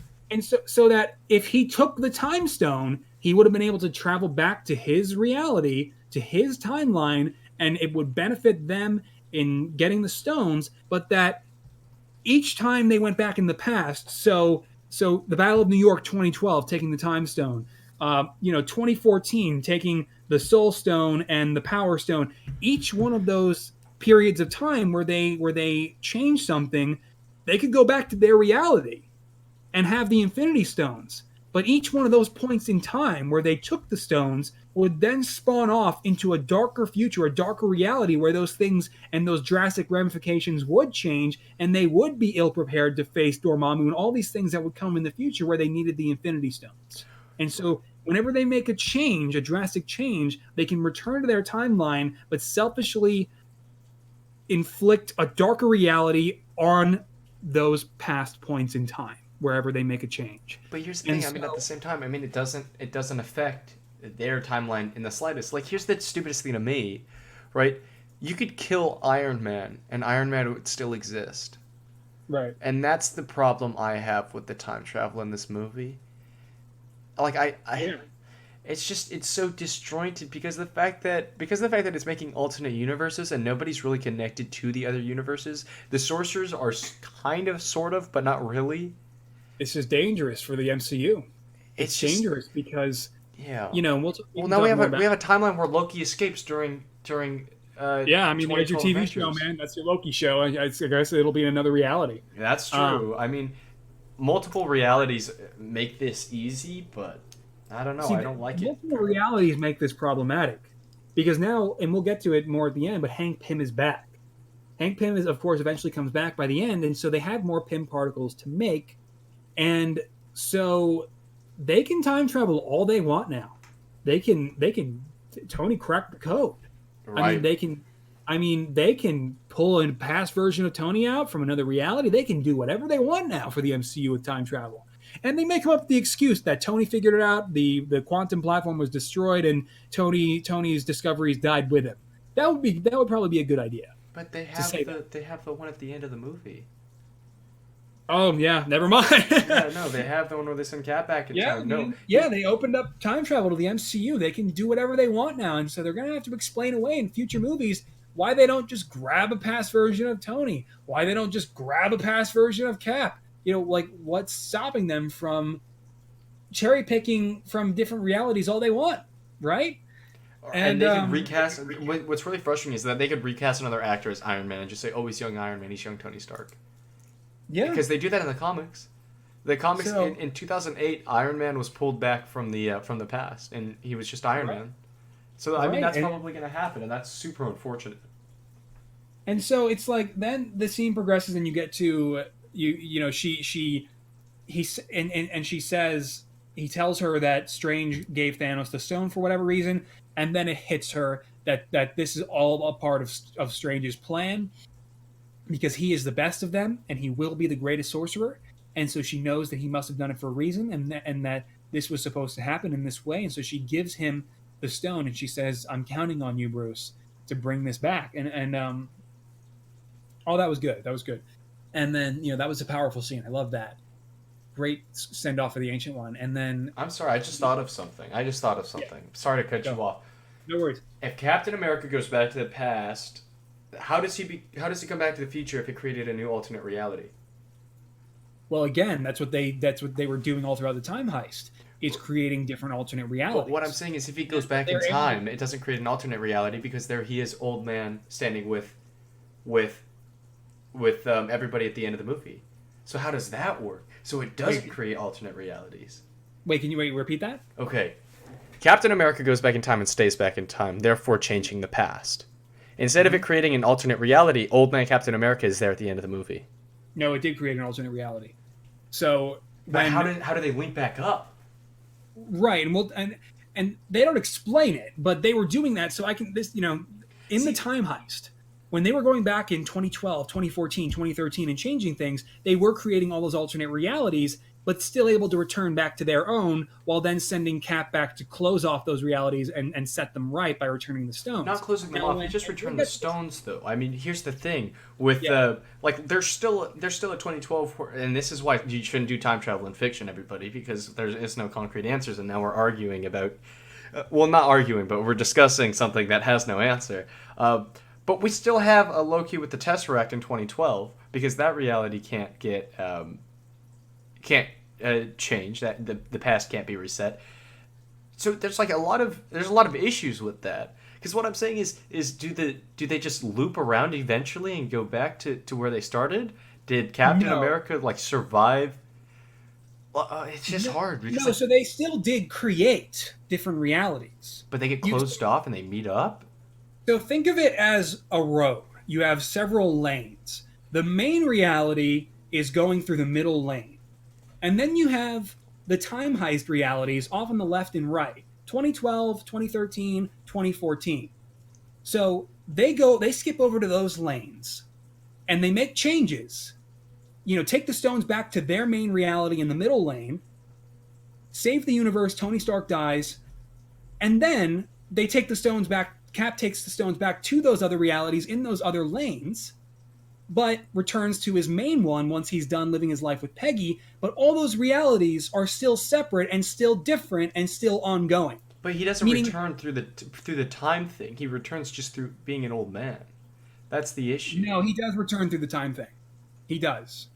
Are you sure? No, he doesn't. No, he's just sitting on the park bench away from the time machine. He was just an old man. So I see what you're saying. Right. But I have to imagine that he somehow managed to come back to the main reality. But here's the thing. I just think that this is an oversight by the team because of the fact that this would again link back to what we were saying earlier with Infinity War being more well thought out than Endgame.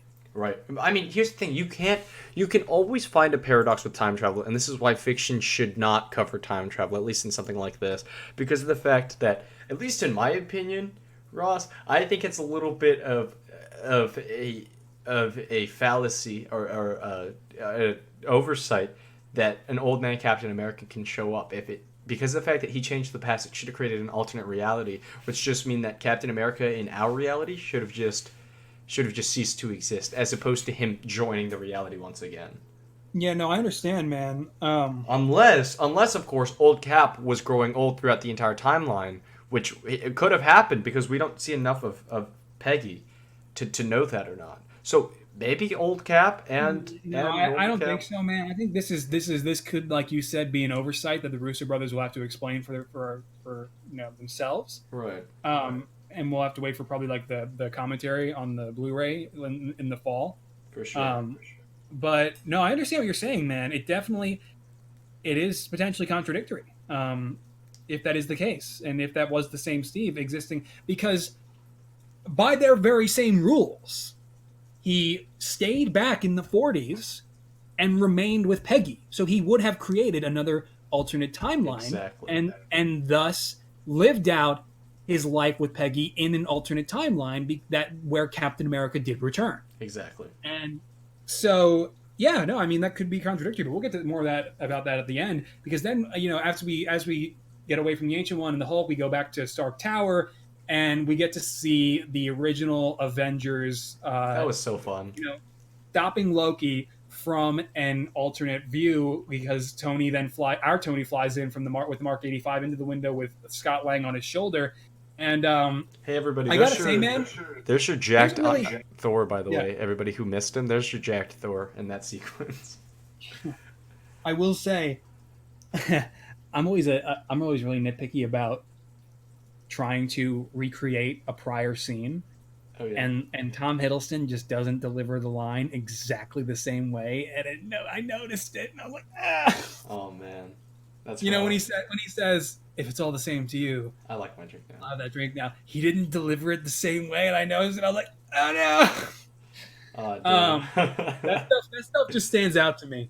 But I love the rest of it. I mean, I love when Tony sees the old Cap suit and he's like, that suit did nothing for your ass, and then he was, and then Scott was like, as far as I'm concerned, that's America's ass, and he salutes on Tony's shoulder. Oh my god.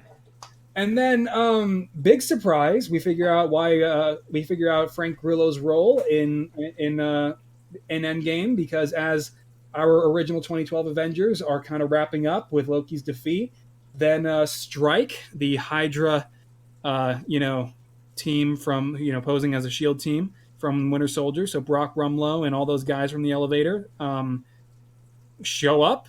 Same exact elevator sounds as Winter Soldier, by the way. And they show up with Jasper Sitwell.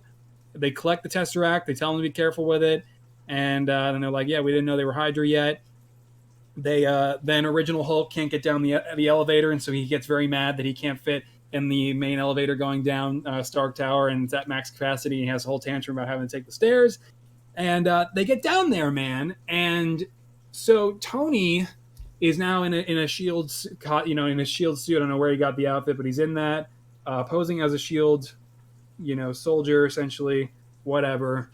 And they're waiting for their shot to grab the Tesseract. And Scott is he jumped in the Tesseract briefcase before they got taken down to the bottom floor. And then he crawls up into Tony's old arc reactor 2012. Tony pulls a plug or something and sends Tony into some kind of episode. Minor cardiac arrest. Jesus. Yeah, my borderline cardiac arrest. And then they get the briefcase away, and Loki's noticing this with his mouth now covered up. And, he's like, what the hell's going on? And then, this was really no fault of our Tony. I mean, 2012 Hulk comes crashing through the doorway after being frustrated of having to go down the steps of Stark Tower. I don't know why he didn't just jump out the window and just land somewhere, like just use the roofs. Why not just, he didn't have to take the stairs. Well, Hulk isn't intelligent, you know what I mean? He kind of, in that moment, he's kind of like a dog listening to orders in a way. Yeah. And so I'm trying to figure out where the elevator sequence linked up. The elevator was right after. It was right before the whole Tony Stark and Ant-Man plan, but it was right after the Avengers had left in the elevator, because there were two elevators. I'm trying to think how the case got passed off to our Steve. The spear case? Yeah, well, the spear case was given to Frank Grillo, right? And then they went down the elevator, and then Captain America met them on the lower floor after we see the Avengers leave with the Tesseract. I have to watch the sequence again. I've seen the movie 3 times, but I still can't piece it together quite yet. But either way, yeah, I mean, I love when Hulk came crashing through. I hate stairs, and it's like, there's no way Tony could have predicted that, Right. And yeah, so that was great, and they couldn't have predicted that. I love that Alexander Pierce showed up from the Winter Soldier. Of course, he played, Robert Redford. He played, the pretty much the original main director of Shield above Nick Fury in the Winter Soldier. Turned out to be working for Hydra all along, and that was great. And I love seeing him back and having a tussle with Tony before Ant-Man pulls the plug on the reactor and starts that whole episode. And also, of course, the Tesseract gets kicked off to Loki. Jeez. 2012 Loki is just like, it gets kicked to his foot. He leans down, picks it up, and just disappears. I was like, oh, man. And that was great. That was really good because, of course, that opens the door to his TV show. They can now use him for that. That was fun. I was really hoping they would do the God of the Underworld Loki line from the comic books, where Loki finally is a hero and he kind of takes over Hell as the King of Hell, and I thought that would be a really cool continuation to his arc. I mean, we'll see that. Sense. But yeah, that was really great. And then the elevator sequence. Oh my god, dude, that was awesome.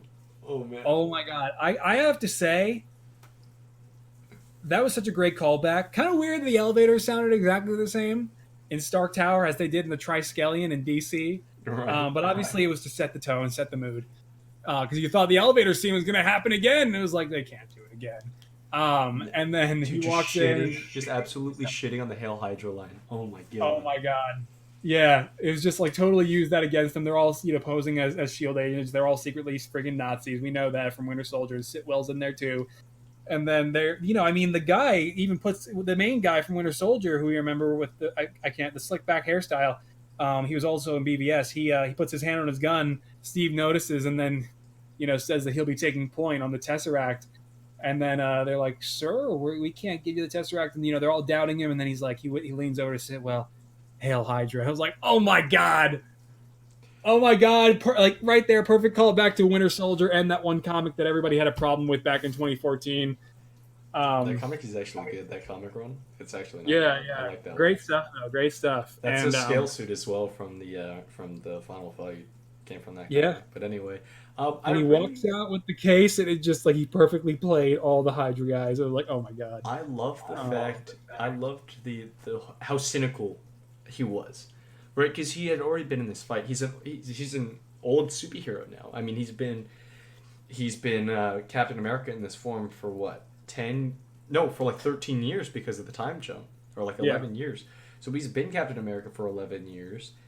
This was just, him out of the ice, him fighting himself right out of the ice. And it was so funny to see the duality of man, I guess you can say, of him being super cynical and all that kind of stuff versus the, preppy first Avengers Captain America. I didn't really like how they made it so canned to where when they encounter each other on that bridge in the middle of Stark Tower, they start punching and he's like, "I can do this all day." And he says it, he oversells it to create that delineation between the two of them and really make it seem kind of ridiculous. And I understand that, but I was like, come on, man, even Steve back then wasn't that bad. Yeah, no, he was a little bit too much. I did like the line though, and he's like, yeah, I've heard it all before. I thought that was good. Yeah, I like that. But then, he was. I love that. I know, and then they start fighting, and then he says, "Yeah, Bucky is alive," and I was like, "Oh shit!" Well, regardless of taking the stones back to that point in time, I mean, that Captain America is going to know that now. Right, that's a different timeline. There you go. Yeah. 2 different timelines from that because the Captain America and the Loki thing. Yeah, man, and oh jeez, that was all really good. And he looks down, and he's like, "That is America's ass." I'm like, "Oh my god." That was good. Yeah, that was good, and so, man. Then they meet up outside, of course, and they come to the consensus of going back to a point in time where both Hank Pym and Howard Stark were stationed at that one secret military installation where Cap first was chosen to become, where Steve was first chosen to become Captain America, the same one we saw in Winter Soldier. I love that. It was the same one. When they were both there with the Tesseract and Pym particles. Now, here's a question I had. Why did they rush the time heist? Why didn't they just let Tony and Banner they had Pym particles. If they just gave each other a week or so, maybe less, Tony and Bruce could have figured out how to make more Pym particles. Exactly. That's what I was thinking too. They had plenty to work with. If they didn't rush it and they thought about that, where did all the extra ones come from? Is my idea. I guess Scott just had a ton of them on him, I guess. But here's the thing: maybe they did create more, but they didn't have the resources to create enough. I guess maybe they're not mass producible, but because of their limitations. But it was just really weird that they had one so many, 2 not enough. That was just something I thought about. Kind of weird. Not as big of a problem, but you get to, of course, the main. You get to the main when they make the decision, and Scott's just going off on Tony for ruining it when it was no one's fault, of course. But then they go back. They leave Scott with the scepter to travel back and take it back to the present, the Mind Stone. And so I guess no Ultron in that timeline, or at least, they bring it back, so never mind. But either way, they travel back to that military base in the 1970s, and they go down the elevator, same place from the Winter Soldier. It was really crazy, seeing it, because we were used to seeing that installation vacant and empty with Arnim Zola's AI stuck in there. and just dark and cold, and to see it lively, booming with shield agents everywhere from the 70s, I was like, man, That's fun. It's yeah. And then he goes down there, and for whatever reason, Howard Stark was looking for Arnim Zola, who I guess was alive and playing all of them at that time. Right? Yeah, because we have that whole sequence in Winter Soldier where he explains how he was just how not only was he installing Hydra in the shield, but I mean you're familiar. Yeah, man, and so that was cool.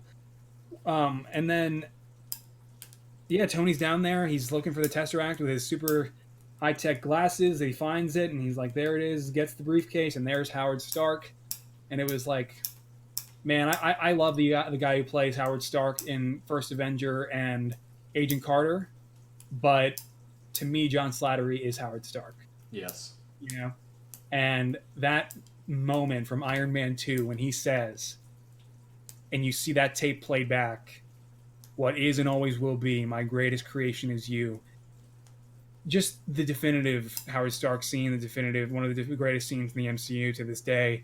And it was just such a treat and such a gift to have John Slattery come back in and do this scene with Tony, meeting him in the 1970s, and he tells him his name is Howard Potts. And that was fun. And I just love the emotions and the range of emotions that Robert Downey Jr. gave in this scene, because it's no long because it's been years now since he's seen his dad. He hasn't seen his dad alive since 1996, and he's seeing him for the first time after his life has gone on and changed forever, and then everything that has happened.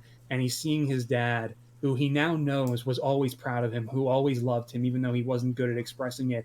And he's seeing him now in this pure state before Tony's even born, expressing to him throughout this whole encounter how he recognizes that he's always selfish, and that he always put his own self-interest above the greater good. And Tony hugging him and just really taking a moment to appreciate this time with his father. What a scene. Golly. What a scene. And to close off with it, did you notice the actor who played Jarvis? Yes. That was the same actor who played Jarvis in Agent Carter, the TV series. Yep.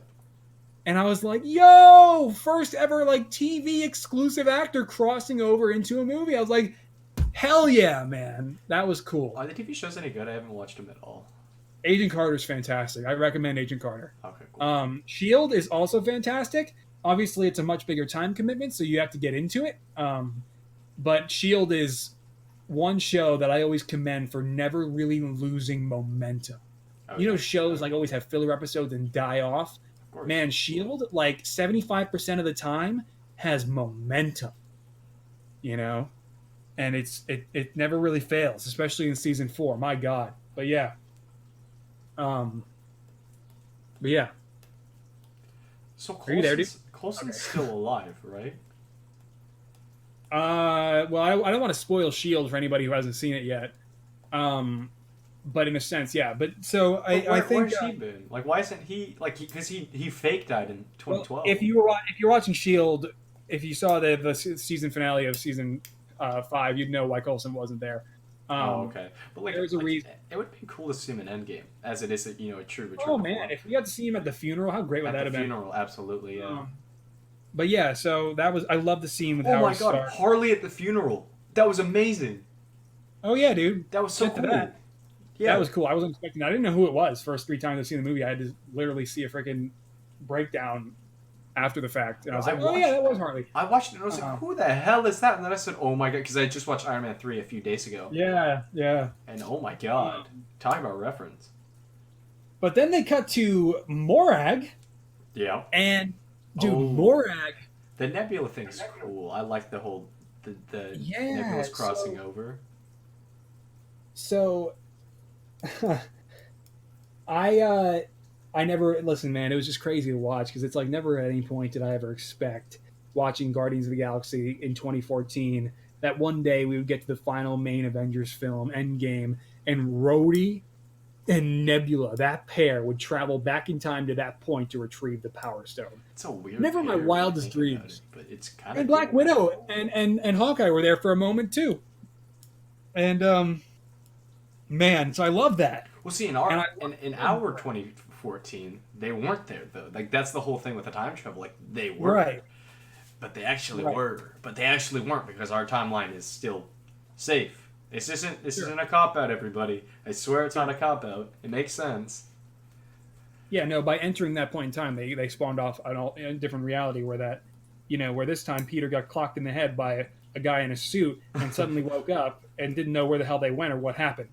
Um, because, of course, the Power Stone would have been returned to that point in time by Steve. Can we just talk about how much this movie shits on Star-Lord? Yeah, Like, I didn't really appreciate that considering how far he's come as a character. I know Star-Lord in Guardians 1 and 2 in Guardians 1, he goes from thug to hero, and in Guardians 2, he goes from basic hero to complex human being. And in Infinity War, we see his complexity with him, trying to kill Gamora, and then him lashing out at Thanos. We see his complexity. And then in this movie, he's just, played off as a joke. Like, oh, he is super happy to see Gamora, but that's not the same Gamora, so she beats him up. Haha. It's like, give the guy a break. Honestly. I mean, dear God. Yeah, I thought about that too. It's just like they railed a little too hard on Peter Quill in the movie. I mean, his father killed his mother, and then he had to kill his dad. Yeah, man. And that line from like back to Morag, I love the dynamic when he's like Rhodey the Turnstrees. And I love when they really they turn off they cut from Peter's perspective and you just see what it's like without hearing the music, and I'm like, oh my God. And then Rhodey just turns to Nebula and it's like, so he's an idiot. I was like, oh my God. So they clock him and they walk in and it was like, and he's like, no, you can't go in here. When it's like, this is when the spikes come out with skeletons on the end of them. When you enter something like the Temple of the Power Stone, and then she's like, Nebula's like, what are you talking about? She just walks in. Right. Like, oh my God. And then she just doesn't even care about the shield. Just sticks her robotic arm in there, melts it a little bit. Who cares? Wasn't always like this. And then he's like, neither was I. We worked with what we got a nice emotional moment there. They try to travel back together. And then she gets stuck because she's glitching out because she's now sharing the same intergalactic Wi-Fi network as her 2014 self, who's also alive and existing elsewhere in the galaxy. And so she gets stuck in 2014 in Morag. And this is where we cut to the scene where now Ebony Maw, and I love this with Endgame, the interconnectedness, how they tried to connect the movies that would follow with the past. So with the past, you never had the Sanctuary or the Flying Donut ships or Ebony Maw or any of the stuff that really should have been there timeline-wise. And they really do a lot in Endgame in the way of fixing that and correcting it as best they can. It's really cool because it's such a big universe, and they're just embracing that. It's like Star Wars, dude. Like Rogue One, everything just got blown up on one beach planet. Right. And so, you have the whole reveal scene where Nebula, where she's fighting with Gamora, and then they eventually realize that they figure out what's going on. Thanos from 2014 figures out what's going on, and you can tell that Gamora, when she kneels down, she does it visibly upset. She's trying to hide how she's upset that Thanos does one day win.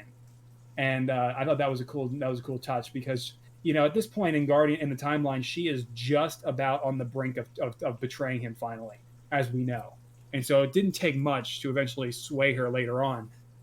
But when they go and get her from Morag and they pick up Nebula, even though she tries to signal Barton and Natasha, who are of course over on Vormir now at the same point in time, she can communicate with them, but it doesn't work. They don't realize, and she gets kidnapped by 2014 Thanos and his armies with now 2014 Gamora and 2014 Nebula, and this is where one of my biggest problems with Endgame begins, because you are now left with a Thanos, and this is where I really believe Thanos being killed off in the beginning was a huge mistake. A huge mistake. Because we've waited 5 years to get to this point. We got Avengers Infinity War, and it was amazing.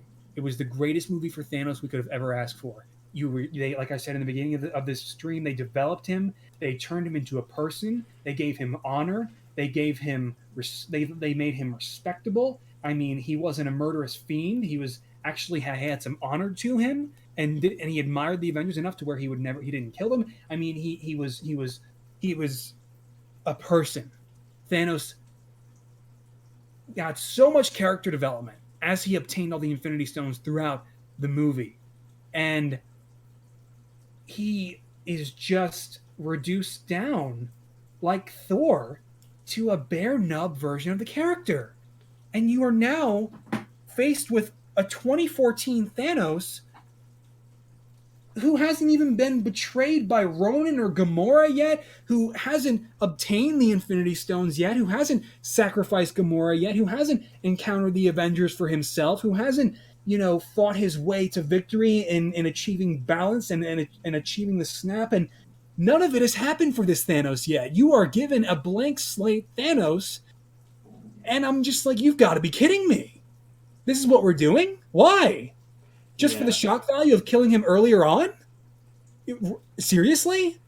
And I was just stunned because you are given the perfect Thanos in Infinity War all throughout. It is his movie. He's amazing.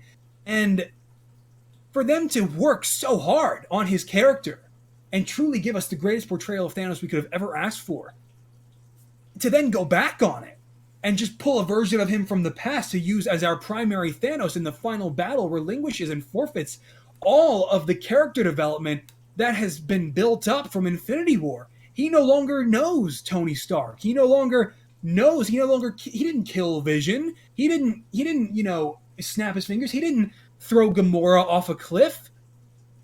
None of it happened for him. He didn't meet Doctor Strange and the Guardians on Titan. None of this happened for him. This is a Thanos who barely knows what's going on. And he barely pieces it together. He doesn't know any of the Avengers. And so I was just shocked because this is so easily avoidable in this story. This did not need to be. This did not need to be the case. You did not need to ruin Thanos. You didn't need to ruin Thor. And so as much as I love Endgame, this was wrong. This was wrong, man. Yeah. Yeah, so Ross, I do agree that it is unfortunate that we did lose our amazing 2018 Thanos. We lost our main Thanos. But I do think that Thanos already won. He succeeded. No, man, because when you get to the final battle, I think it had only been 5 years. Like, the universe actually did go on and would go on thriving. Like, it did actually work. You see mankind? Humanity went on. It did work. It was awful for the entire universe, but what you really do see is that it did work. And so I think that when Thanos, if our Thanos was still alive and he showed up in the final fight, I think he would have been like, no, this still worked, and would have been in denial that it was the wrong thing to do, and still would have believed and would have fought his hardest. As weak as he was, if he still had the Infinity Stones, he would have fought his hardest to stop them. And to not let them undo his work. So if Thanos didn't destroy the stones and held on to them to safeguard them, and made it clear after the Avengers attacked him at the Garden, if he beat them then and there and they had to retreat yet again, and they realized they really can't stop him, if you then fast forward 5 years to where he realizes they figured out time travel and are about to undo everything he's done, then at that point, you can have Thanos still believe in his mission, still weak by his attack, by the what he did with the snap, but still okay enough because he has the Infinity Gauntlet still to take on the Avengers, still fully believing in his mission and what he did, and knowing that this was tragic for the universe, but they would go on, and 5 years later, clearly Earth did, and so you can assume the rest of the universe did, and so that would have been perfect. Not bringing in an older Thanos, not bringing in a Thanos from 2014 who didn't do any of this yet, who doesn't know the Avengers, who didn't collect the Infinity Stones, who didn't make the sacrifices, because there's no emotional weight to the final fight by the time you get there. And this was shocking to me because there was no reason for this. There was no reason for this. And I don't agree with it. This is my main problem with Infinity War. This character aggression of Thanos and this character aggression of Thor, it was the wrong move. It was the wrong move. And these are my two biggest problems with Endgame. And I know, Tate, you don't feel as strongly about it, but I mean, for me, I've been waiting, so long to have the ultimate battle with Thanos, and to have that battle be a more of a blank slate version of him in the final battle. It was disappointing because I'll get to it more when we actually talk about the final battle. But you're also dealing with a Thanos who becomes more black and white because he doesn't look around and see that mankind has gone on to thrive. He just assumes that he was wrong, and so then decides to just, oh, I'm going to wipe out the whole universe now and start from the beginning. I'm like, what? No, no, no, no, no. Like, they just ground him back to a bare nub villain, and I was like, what the hell? And I just don't agree. I don't agree. And it was shocking to me after Infinity War, after the masterclass movie that was Winter Soldier and Infinity War, how amazing Steven and Marcus and the Russo bros did to them for them to do this. I was like, what? Why? So, Ross, I do agree with you that killing off old Thanos is kind of a bummer. And I do agree that he would have been a better antagonist for the final fight. But I really like the fact that old Thanos completed his purpose. Because, I mean, it's probably because I prefer Infinity War as a movie. So we already saw him, a likable, understandable Thanos. We already saw him succeed. I didn't need to see a blank slate version come through time and try to do it himself. I mean, to have Thanos protect his work and protect what he has done would have been better, than just grabbing a random version of Thanos to give him the satisfaction too. It's meaningless. What would have been really cool? Yeah. What if we combined the two and we had 2018 Thanos? He doesn't die. He's there. What if he brings 2013 Thanos back, 2014 Thanos to the future because he doesn't have an army, and then you have two Thanoses, and you have two Inevitables, you have two. No, I'm just teasing. No, I agree with you. If they did that, I would have been fine with that as long as they killed off the 2014 Thanos real quick. Like as long as maybe if that in entertaining that idea, if in the final battle Captain Marvel and Thor come in and kill that Thanos, only to realize, oh no, our Thanos, our real Thanos, is still right there with the Infinity Stones, and this was just a 2014 one. That actually would have been okay. Here's the thing: if you do have the 2018 Thanos, if he is still alive, you can't have the time travel plot. Well, if he still has the Infinity Stones, that is, you can't. Yeah, you can. If he doesn't figure it out right away, you absolutely can. Well, what if he would have to lie to the Avengers and say that he destroyed the stones. There would have to be some sort of manipulation. No, because if he had the Infinity Stones, he could have repelled them all again. And no matter how many times they make the attempt on his life, that's true. If he would just repel them every time with the Infinity Stones, Captain Marvel or not, and they would eventually realize we're going to get ourselves killed trying to kill him. Okay. And that if they, Might I add, I really liked that Captain Marvel was just destroyed completely by the Power Stone. That was cool. I liked that a lot. We'll definitely get to that, but it's like, so I mean, so that's my biggest problem with Endgame. But then getting back to the time heist, when you get to the final stage of the time heist, we now have Hawkeye, Clint Barton, and we've got Natasha on Morag. No, fuck. Demonetized. Sorry, guys. I let that one slip. Yeah, I'm gonna have to set this as unrated when I post it on the main channel if I am able to. When you get to Vormir, now, 2014 Vormir. So this is, of course, 4 years before Thanos and Gamora ever show up. Red Skull is still there. He says the same stuff to everyone who shows up. He literally is basically reading off a script. It's pretty funny. Dude, at that point. Might I add the fact? I'm sorry to cut you off, but the fact that son of Ivan, Black Widow's father's name, she had never met. I mean, I'm not son of Ivan's daughter, sorry. But I feel like that's what threw her over the edge, dude. I think that was a contributor. Because she's like, my whole life has essentially been a lie. Let me do the one thing that'll wipe the red from my ledger. That was just so incredible to see her panic attack. That would have been a great callback line. Right, yeah, let me wipe out the red in my ledger, and it's the, call back to the Loki scene in Avengers. But at first I'm watching this, and I'm like, this is really where Black Widow's going to die? Because I was spoiled, man. I knew Iron Man and Black Widow were going to die before seeing Endgame. And I'm just like, this is really what they're doing. They're just throwing her off with a Soul Stone, and that's the end of Black Widow's story since Iron Man 2, all of this, leading up, all these, 9 years now, this is it. And so At But the way first they when I went watched about it it, was when I watched it, because they also used the same music cues, Red Skull was saying the same things. I was like, all right, Black Widow's death scene is literally a knockoff of Gamora's. Are we serious here? And so I didn't like it when I first saw it. But the second and third time I saw Endgame, it really grew on me. I really accepted it. the I fight scene really was appreciated incredible. it. And the fight scene as the fake outs, I was like, oh man, was that spam bot on Instagram that spoiled me? Like, were they joking, or like maybe Clint actually does do it? It was like I love the fake outs. When they're deciding who's going to do it. I mean, and she tries to run, um, like she's tasing him.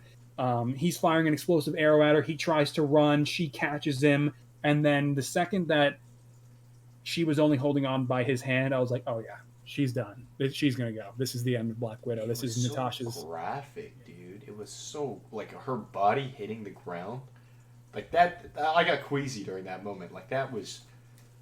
Yeah, I Ooh. I have to say that the range of emotions from Scarlett Johansson in that scene, um, it was one of her greatest scenes. I think that scene between her and Clint, that was Scarlett Johansson's and Jeremy Renner's best scene in the MCU. I You agree. know, and when she looks up at him with this genuine look of acceptance and love to Clint, saying, "Let me go. It's okay." And then she finally does let go. Holy crap. Holy crap. What a scene. What a scene. I I never thought Black Widow's story would end that way. I never expected that.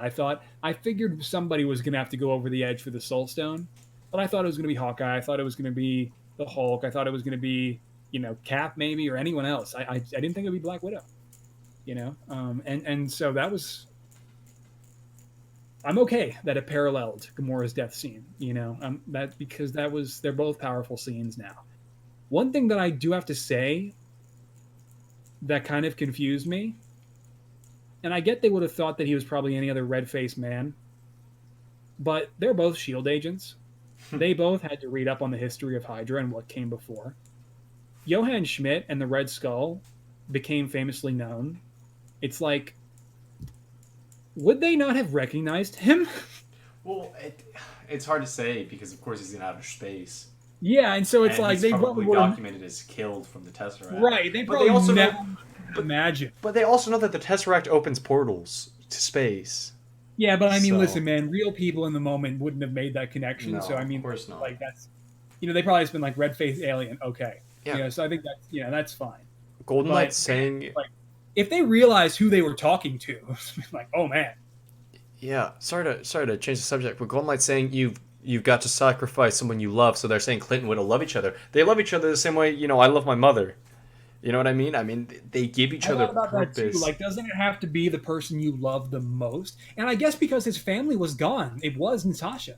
Yeah, It was Natasha. absolutely. But it's just like, it kind of makes me wonder if they only had more Pym particles, they could have gone back in time and grabbed like Joe Russo from the opening sequence and been like, here's Joe Russo, here's his boyfriend, throw the boyfriend off the edge. Sorry, Joe Russo, and then they just get the Soul Stone and it's fine.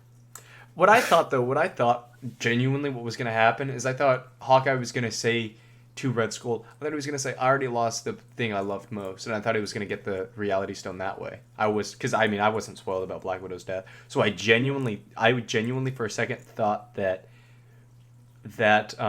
he was just going to say, I lost my family already. But I think the blood sacrifice, those rules to the Reality Stone. Or not to the Reality Stone, the Soul Stone. Sorry. Yeah, I'm getting errors on the chat. I can't seem to interact with anybody anymore. But no, I understand, man, because I think like, and I was thinking about this, like, what if it was just like, oh yeah, well, that your family died and that's not actually the person you love the most, so it didn't count. Or no, not even that, but because he didn't willingly throw her off the edge and Right. sacrifice her himself, if he just like was stuck hanging there and Red Skull like peered down and he's like, yeah, you had to drop her yourself. It's not going to work now. Sorry, dude. Can you imagine? I'm definitely doing that as a Jeez. skit for my Endgame showcases when I make those figures. Um, spoiler alert, I guess. But no, I loved that. I loved all of that. That was fantastic. And when he wakes up and he has the Soul Stone, I was pretty surprised that he could even hold the Soul Stone. By the way, that was kind of nuts. Um, Yeah, that was cool. Uh, but yeah, man. Then when they make it back to Avengers HQ on the quantum platform there, and they all realize that Nat's gone. Oh man! And when Bruce jams his fist into the platform, I was like, oh man. that should have broke it right there. Yeah, man. And then she didn't have a funeral, and they were just there, just mourning her loss. I mean, saying that she can't get back and drunk. I need to come up with a pseudo name for Thor because he's not Thor anymore. Chris Hemsworth in a Yeah, fat suit. yeah, Chris Hemsworth in a fat suit. I guess Just we'll like run with that. just like I don't call him Bruce Um, Banner, I just call him Mark. He's just yeah, Mark just like Ruffalo. fat Chris Hemsworth, whatever. He's like in denial, thinking they can bring her back and all that stuff, and saying, and Hawkeye kind of going off on him, saying, "You go ask the red face guy." That was good. That was good, man. I love that. And then, I you do know, think though they're gonna go back in time and get an old Natasha in the solo movie. Unless they do a prequel, I think that they're gonna go back in time and get a new Natasha. no, I don't. I think undoing. Listen, man, ScarJo can't stay on forever. Many of these actors can't stay on forever. Well, If let's she, think about it. I mean, the only ones that are staying on are Chris Hemsworth and Mark Ruffalo, and then what? because Hawkeye's going back to his family. We'll see, man. I I think you're think right though. I think it would be unfortunate if they undid it. Yeah, yeah. I do But think. I don't know. Black Widow movie though, if it's not a prequel, they'll probably bring her back through time travel. I don't want to see that happen. no, I think it'll be a prequel movie. I think it'll be a prequel, dude. Yeah, it's gonna be a prequel. Cool. But yeah, then when they cut to the main room and they assemble the stones That was inside so an Iron good. Man gauntlet, when I saw the Iron Man gauntlet with the stones in it, that was when I knew. I was like, oh shit, Tony's gonna snap at the end of this movie. It is gonna happen. When I saw the gauntlet, I was like, they're gonna do it, and I knew right there. And then of course, it's sized up to fit Hulk's hand, and this is when, of course, they somehow 2014 Nebula stole some Pym particles off of our Nebula's belt and gave it to Thanos, and I guess they just figured out how to travel through time too really quick and just use the technology from Nebula's bracelet and just figured out how to travel to 2019 or 2023. And I was like, oh, okay, I guess But they can just figure that out quick. Thanos does have like an entire universe of scientists still working for him. I mean, I really think guess, about man, it. they figured it out quick though, Yeah, and absolutely. Well, we don't know how yeah, quick is the thing. I mean, it could have taken them years. sure. It could. It Um, could have. it didn't really seem like when the way Thanos talked about it, he didn't really seem like we did it or like anything like crazy. It seemed like they figured it out in about like a few days to a week. Yeah, I think you're right. Um, That's up to interpretation for sure. oh, sure, but yeah, then this is when we have the second snap, and it's established that neither Thor nor Cap nor anyone can handle that energy, and that it's surprisingly mostly Gamma, and that the Hulk is the only one who could take it. They put the gauntlet on, and it's burning through him. At first, I was like, "Oh, this is how the Hulk story is going to end. Well, It's the not going to thing work, is, and it's going to tragically end, and he's going to get vaporized right here."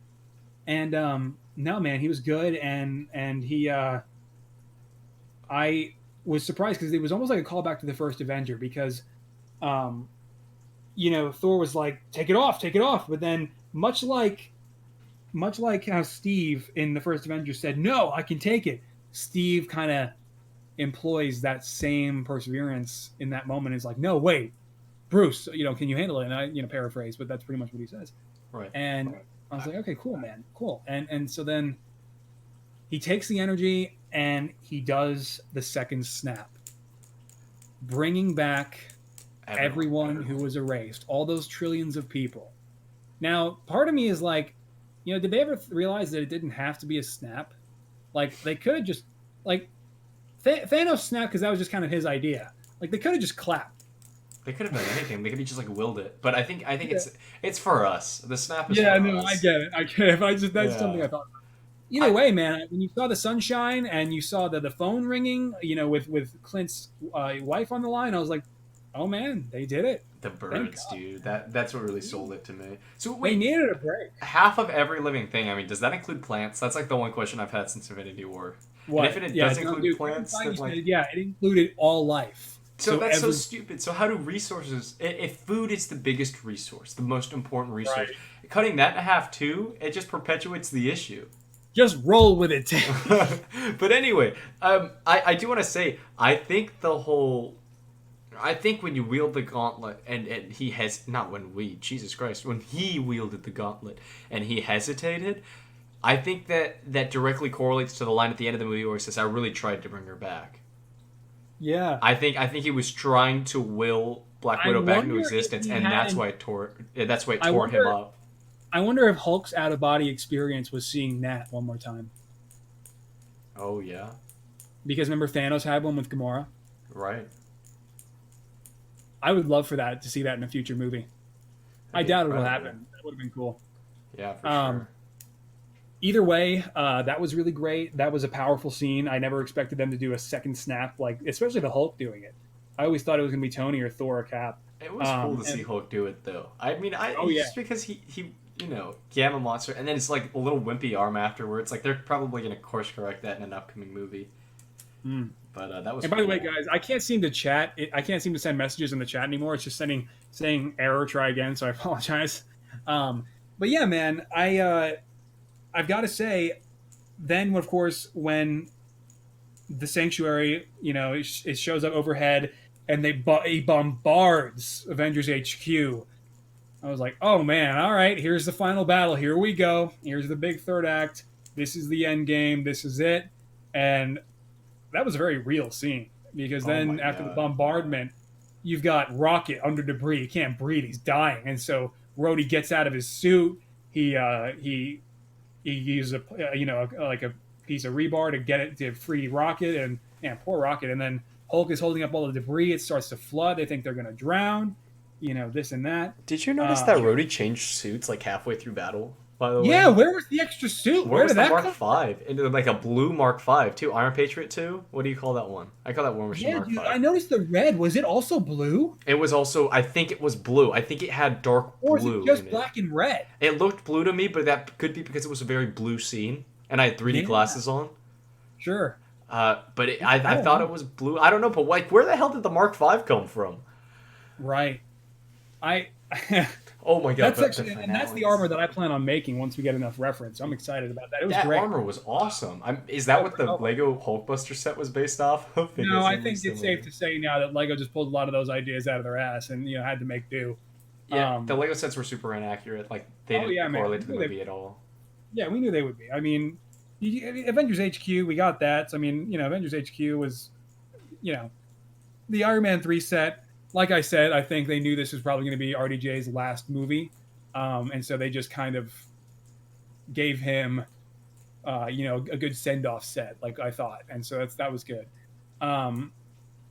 And yeah, so Golden Knight says, quick question said, I said I got spoiled. Did it make me rethink when seeing it, which was that, and did it end up? Yeah, I mean, it was pretty much exactly how I thought it was going to go. Aside from Black Widow, I knew Tony was going to snap his fingers and all that. But Tony's death was almost perfect, I think. Just I've that gotta scene say, with the man, destroyed Mark 85.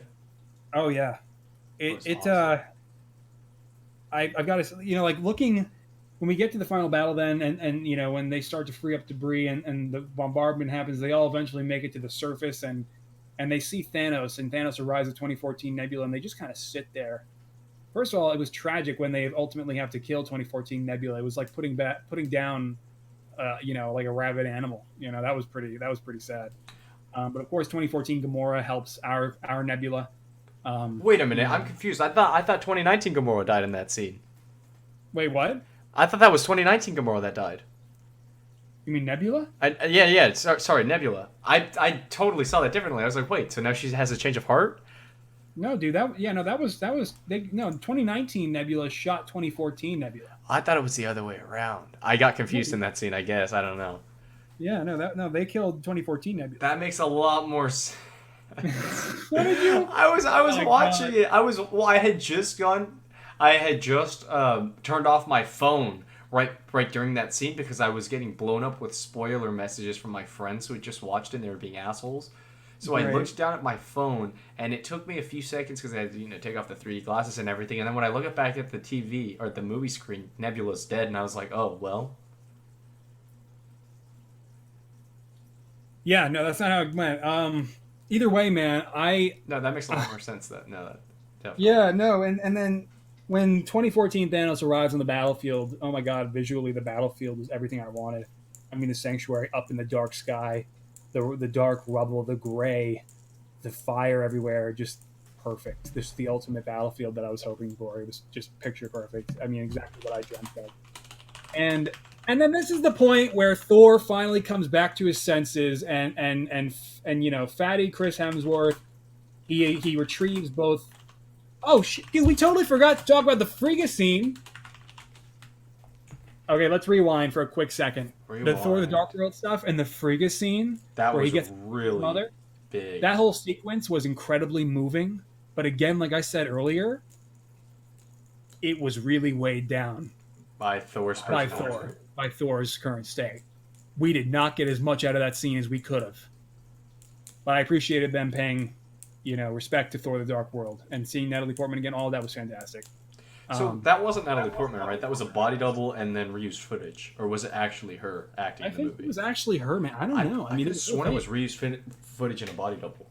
Maybe. I'm pretty sure it was because we never see her face. Really? You do. Well, we do, but never for long enough that they couldn't have just it couldn't scaled that over. Leftover scene where they added Rocket in. Who knows? That being said, going back to the battle where Thor finally comes back to himself, only when seeing Thanos sitting there again does he summon Stormbreaker and Mjolnir to prepare and actually take it seriously. And I was like, "You've got to be kidding me!" I thought honestly that when the lightning hit him, because it was the first time we've ever seen lightning hit him in the movie, I really thought it was going to bring him back to his glory.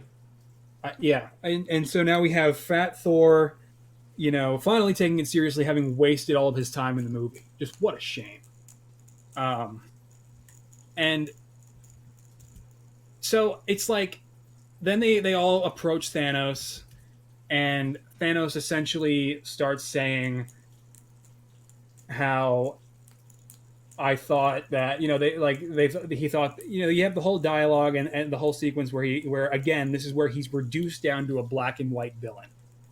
A black and white villain who is just like, oh, well, if the snap didn't work, then I'll just grind the universe down to a bare nub to just atoms and start anew, and no one will know, what that the universe was built on blood because I'm going to kill all of you. I'm like, come on. You know what though, Ross? At least he wasn't a black and white villain for the entire movie. He was a black and white villain for 30 minutes. Not even for 30 minutes, for like the last. But he was a black and white villain for the most important 30 minutes. That's true. But at the same time, I mean, it was cool to just have the big battle scene, and I don't think we could have had that big battle scene. Yeah, no, I mean, again, visually the big battle scene, and visually Thanos, and visually Thanos' fighting style, all of that was perfect. I get it, though.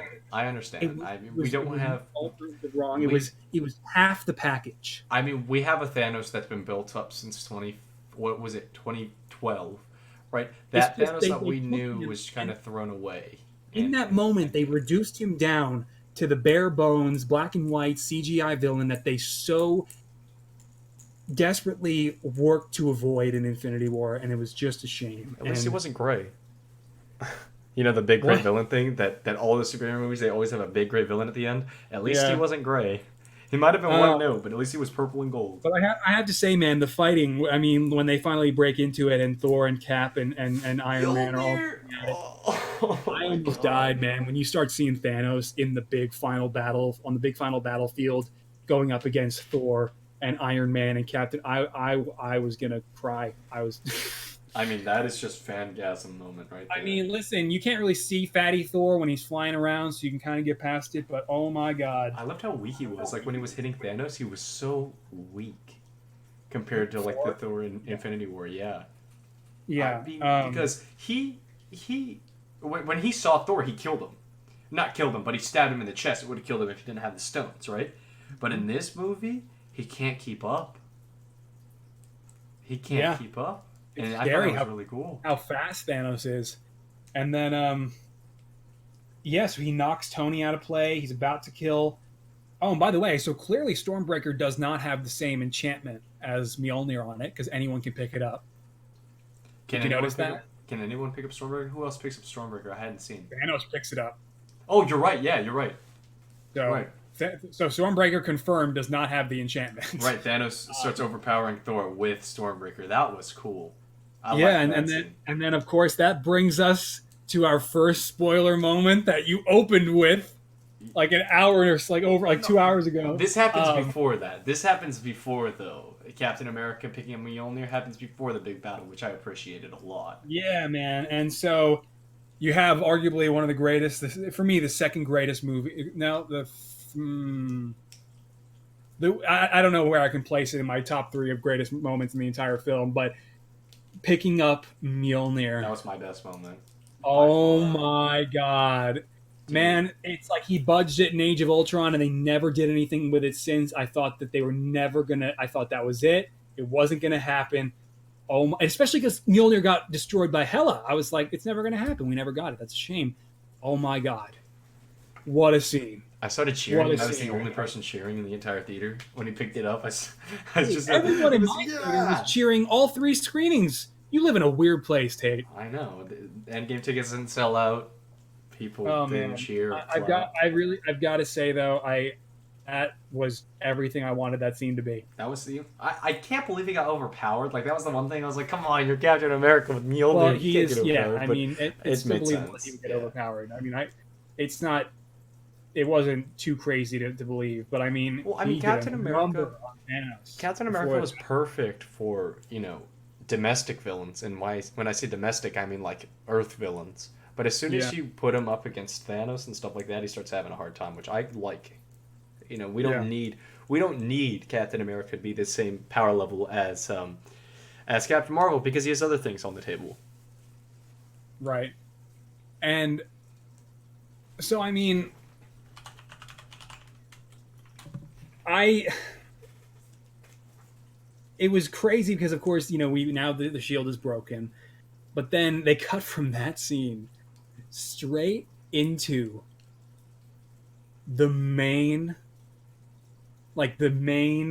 final battle sequence where all the sorcerer portals open up. Oh my god. Was from that everyone? Doctor Strange, and then, dude, I mean, I couldn't even quantify everything that was happening. Like all the different locations they were streaming in from. Because first it was Black Panther, Okoye, and Shuri. But then Doctor Strange and Star-Lord and the Guardians and Spider-Man from Titan as the music builds. And it's just amazing. You even had people coming in from that snow planet from Guardians 2. Mm-hmm. I mean, you had people coming in from all over the MCU.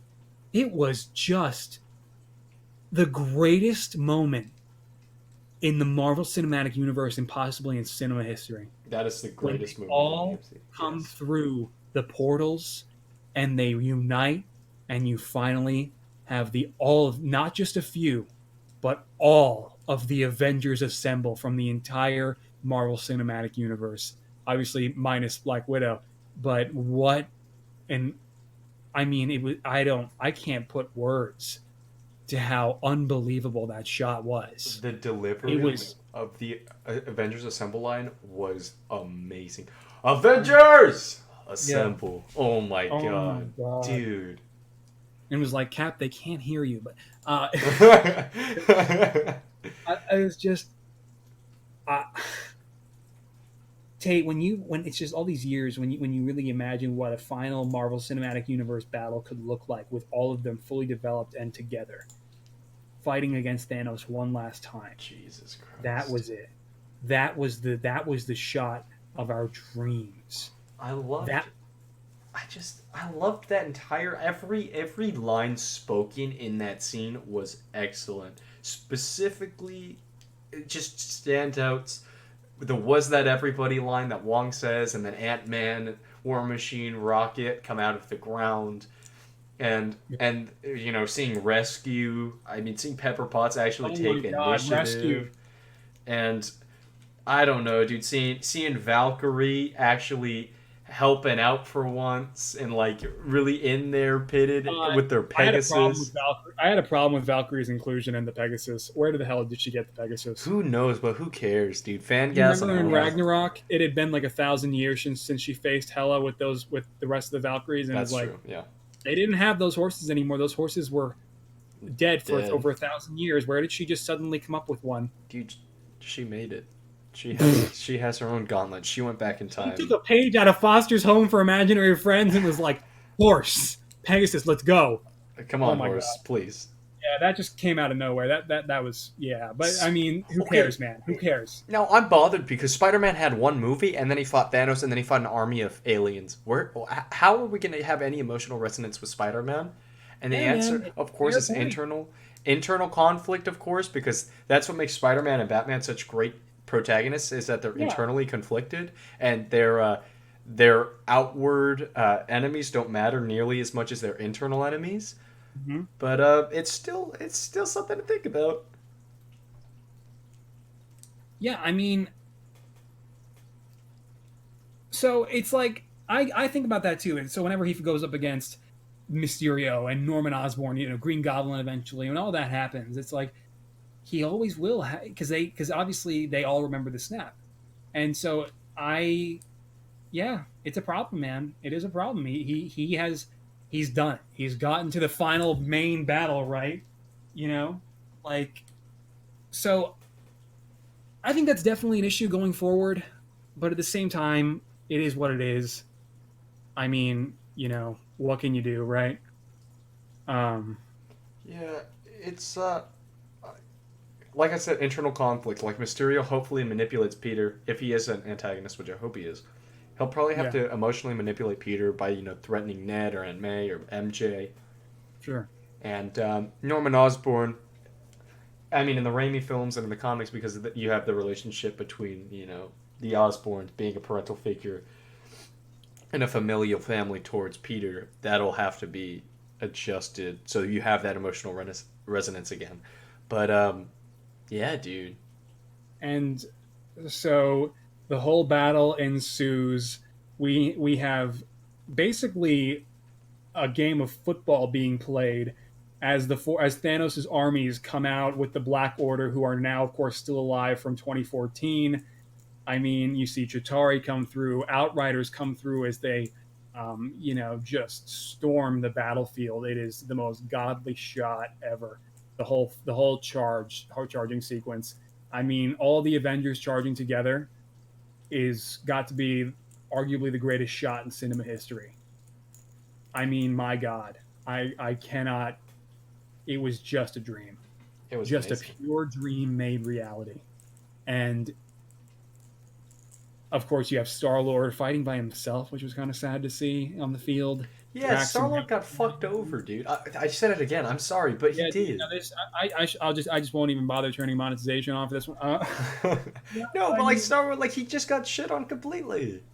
the poor guy. He just came back from being erased from existence. And he saw Shows up on the love of the his battlefield. life. Yeah, the love of his life is dead, and she's right there in front of him now, wearing the same costume when he first met her, and he's just so relieved to see her. And then she just obviously doesn't know him yet, doesn't know the Guardians yet. You lost all that character development with her too, and she just freaking knees him twice. And I was like, oh my god, poor Peter, man. And it's like for Nebula to also downplay him even more after seeing how valiantly he fought on Titan. I was like, come on, Nebula, really? Like it was either him or a tree. I was like, come on, good lord, man, I, the poor guy. I mean, he's a real big punching bag character, just like Ant-Man's a punching bag character. But Yeah, it's very unfortunate that they are. yeah. So I mean, it's like that's the problem with time travel and bringing people back from the past. Again, with Thanos, especially, you lose all the character development, and that's a regression that I'm not okay with for certain characters. But Gamora is not as bad as Thanos. Yeah, no, Gamora was absolutely. already on the brink, and she's already on their side within minutes, and they can eventually get her back to the same point she was, but she'll never have the same experiences. It'll never be the same. She'll never have fallen in love with Peter the same way and confronted ego together. None of that will have ever happened for her. Right. Um, But regardless, I've got to say, the rest of the battle, I mean, the rest of the basically the football game with the Infinity Stones as they try to get it to the quantum tunnel in the back of the van, which is still in the battlefield there and somehow functional, as they're all going up against Thanos, as Peter is trying to get away from all the Outriders that are just, he turns on instant kill, which is great callback to Homecoming, but it still wasn't enough. He's getting overwhelmed. Then Steve sends Mjolnir his way. He webs onto it, and he flies away, soars through, and gets tripped up with Valkyrie, and eventually hits the ground again. And then he gives it off to Black Panther. That was cool. I liked that. That was awesome. And Black Panther runs it as far as he can before getting interrupted by Thanos. And then when Wanda steps in, that was Wanda's best scene in the entire MCU. Oh my god. That was full-blown Scarlet Witch. Well, I've been saying godly. I've been saying that Wanda is the strongest Avenger. I've been saying that for a long time, and I really feel like she showed that off. I mean, she was overpowering Thanos. Oh my god, she was going to kill Thanos right there. I mean, he stood no chance. No, Scarlet Witch is the most powerful Avenger because she's pretty much just an Infinity Stone. Yeah, and that line delivery, you took everything from me. I was like, oh my god. Oh, jeez. I've got to say, man, that had me cheering. That was, and then Thanos again, because now he's become a black and white villain. He's just like, rain down fire. I'm selfish and don't want to die. Which makes sense. I think even 2018 Thanos would have done the same. Yeah. But regardless, I liked Captain Marvel's introduction to that scene. I thought it was really cool. But you know what would make it even better? If Ronan the Accuser and the Kree army were fighting along Thanos. That would have been cool because it's right before Ronan. It is surprising that Ronan didn't come with him. Right. I mean, think about that. And then Captain Marvel can see the Kree army and she's just like, oh my god, not this shit again. And then just... even if she killed Ronan which, I mean, she just had her movie, so it wouldn't have made as much sense, but man, if she just... It would have been a Ronan duplicate, obviously. But either way, man, then of course, Doctor Strange is on the battlefield. He's holding back a massive tidal wave that's about to swoop over the battlefield if he doesn't prevent it. And of course, you have all the different sorcerers using spells to create umbrellas to shield themselves from the bombardment. And that, of course, is when Captain Marvel enters and destroys the sanctuary, which was really great. She was used really well. I do want to add, you guys, I finally watched the Captain Marvel movie. I did not like it. I just thought it was very basic. Same problems I have with the rest of the MCU. But her inclusion in this movie felt perfect. I mean, she was there. She was a powerhouse, and she didn't have anything she didn't do anything too important. She didn't take away from the main cast, and that's what's important. Yeah, when we were getting toward the end there, when she was going up against Thanos, I thought that she was going to deal the final blow, and I was going to be pretty upset. I mean, it looked like that's what was going to happen, especially when she's preventing him from snapping his fingers, and then he tries to headbutt her and it doesn't work. I love the fear in Thanos' eyes. Yes. That was great. Yeah. But at the same time, I was like, please don't. This is not your kill. But he's so cunning. He just grabs the Power Stone out of the gauntlet and punches her in the face. I loved that moment. Oh yeah, man. Even Captain Marvel can't contend with an Infinity Stone. Right. And that's why I want to see some interplay, and we see the female Avengers all team up during the movie, and I love that, and I really want to see a team up movie with them. But I really want to see contention between Scarlet Witch and Captain Marvel, because Scarlet Witch is an Infinity Stone. Captain Marvel's also an Infinity Stone. So I want to see them fight each other, because that would be really interesting, in my opinion. Yeah. Both powers gifted by the Infinity Stone, but I still think Scarlet Witch is more powerful. Yeah, man. I mean... I like Scarlet Witch a lot in the MCU. She's one of my favorite. Oh my god, sure. she was fantastic in this. But I suppose, I mean, I also love the shot. It was so satisfying seeing Tony fighting side by side with Pepper in the rescue armor. And then when he uses his main arc reactor repulsor, I was like, oh my god. That was a 2-second scene. I wish it was a little bit longer. Yeah, I agree. I wanted more rescue, but that's okay. Yeah, and then I really wanted to see what the Mark V could do, the Mark V War Machine, because we didn't really see it, really. I What, the mean, new War Machine armor? it just shot a couple things, but like I wanted to see like an ion cannon, like from the comic Yeah, like books. a giant, like massive cannon assemble. Yeah, that would have been good. Yeah, like the little things come off his back, and maybe he could have made a joke like, "Oh, you finally gave me nanite technology," and Yeah. he had like a giant thing come out of his back, and it was an ion cannon. Either But way, man, Iron Man got destroyed like pretty early on in the fight compared to everyone else. Did you notice that? He got thrown yeah, out of the sky and then he was there laying on the ground for a long time and then he made his final appearance. Oh my gosh. yeah, Talk he about wasn't in the. emotion. Oh my, yeah. But yeah, that does bring us finally after this seemingly we've been going for a long time now. This brings us to the death of Iron Man, Jeez. the sacrifice of Tony Stark, the end of an era, the end of Robert Downey Jr.'s time in the Marvel Cinematic Universe as he attacks Thanos, somehow slips the Infinity Stones out of the gauntlet. Okay, now I want to comment on that. That's supposed to be really hard to do, isn't it? Because, I mean, it takes power to get Again, them I in. think more off-screen stuff. He probably developed a way to remove them. You know, And through the handle them helmet, safely as a human being. through the helmet. But the Regardless, scene. Tony assembles the Infinity Stones in his right hand, and as Thanos thinks he has them, says, "I am inevitable." The snap doesn't work, and then cut to Tony. He has all 6 stones in his hand, and I am Iron Man. He snaps his fingers, and that was Robert Downey Jr.'s greatest line delivery, period, in any movie he's ever done, even excluding the Marvel Cinematic Universe. Everything that was Robert Downey Jr.'s greatest moment, Tony Stark's greatest moment, the defining destiny for the character, everything since 2008 leading to that moment for Tony Stark, to his sacrifice in wiping out Thanos' forces and saving the world. My God. We've been with Tony, at least I've been with Tony following these movies, and so many, at least since I was 9 years old. The Marvel Cinematic Universe began because of him and Jon Favreau.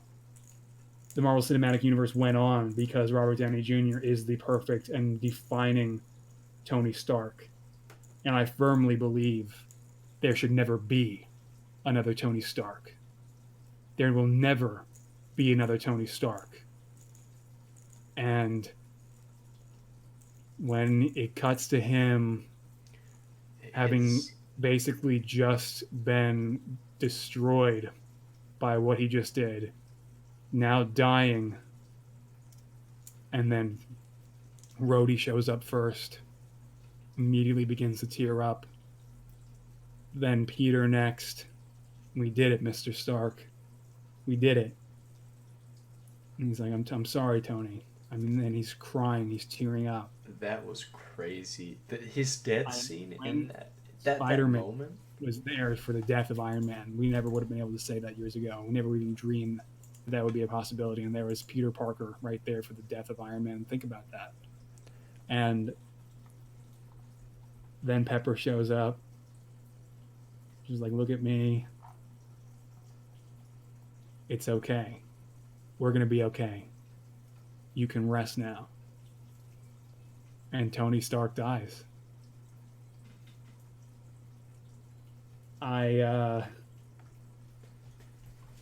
It's really surreal. After all of this, after over a decade of incredible films, Iron Man, Iron Man 2, The Avengers, Iron Man 3, Age of Ultron, Captain America Civil War, Spider-Man Homecoming, Avengers Infinity War, and finally The Ultimate Sacrifice in Endgame. All those movies, all those incredible moments, all those incredible performances as Robert Downey Jr. has embodied Iron Man. He changed Iron Man completely. Look at the comic books after 2008. I mean, I can't believe it. He is Tony Stark more than Tony Stark is Tony Stark, and that's the craziest thing. When you look at Robert Downey Jr.'s Iron Man career, it changed everything. And it's kind of heartbreaking to now think we'll have to go back and watch the MCU and all these movies and all these iconic movies, the original Iron Man, the Avengers, Civil War, knowing how it all ends, knowing what Tony's destiny truly is. One day you'll figure this out, and when you do, you will change the world. He figured out time travel, and he changed the world by saving everyone in that moment. And that was the death of Iron Man. All these years, Iron Man and the Marvel Cinematic Universe have personally been a huge part of my life in developing not only my channel with all the showcases I've done over the years, but really who I am. And that goes for a lot of people. A lot of people here in this stream. And it really is the end of an era. We will never have another Tony Stark quite like that.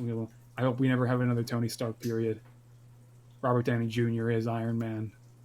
And that was the greatest sacrifice scene that I could have ever hoped for.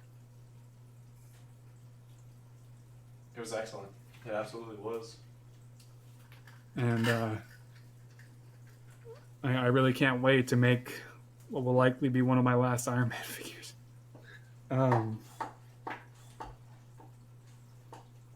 That was arguably the greatest scene in the entire Marvel Cinematic Universe. And so then, you cut away from the final battle because, of course, then after the snap, we see the death of, I'm not going to say Thanos. It's 2014 Thanos.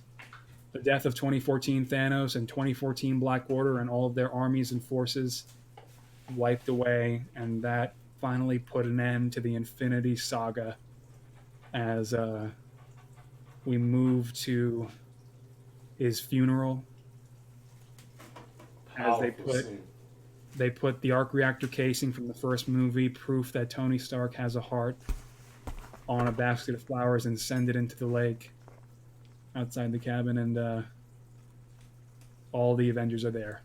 The Avengers and every character that's spawned off of the original Iron Man and the entire Marvel Cinematic Universe, and everyone's standing there. Literally everyone.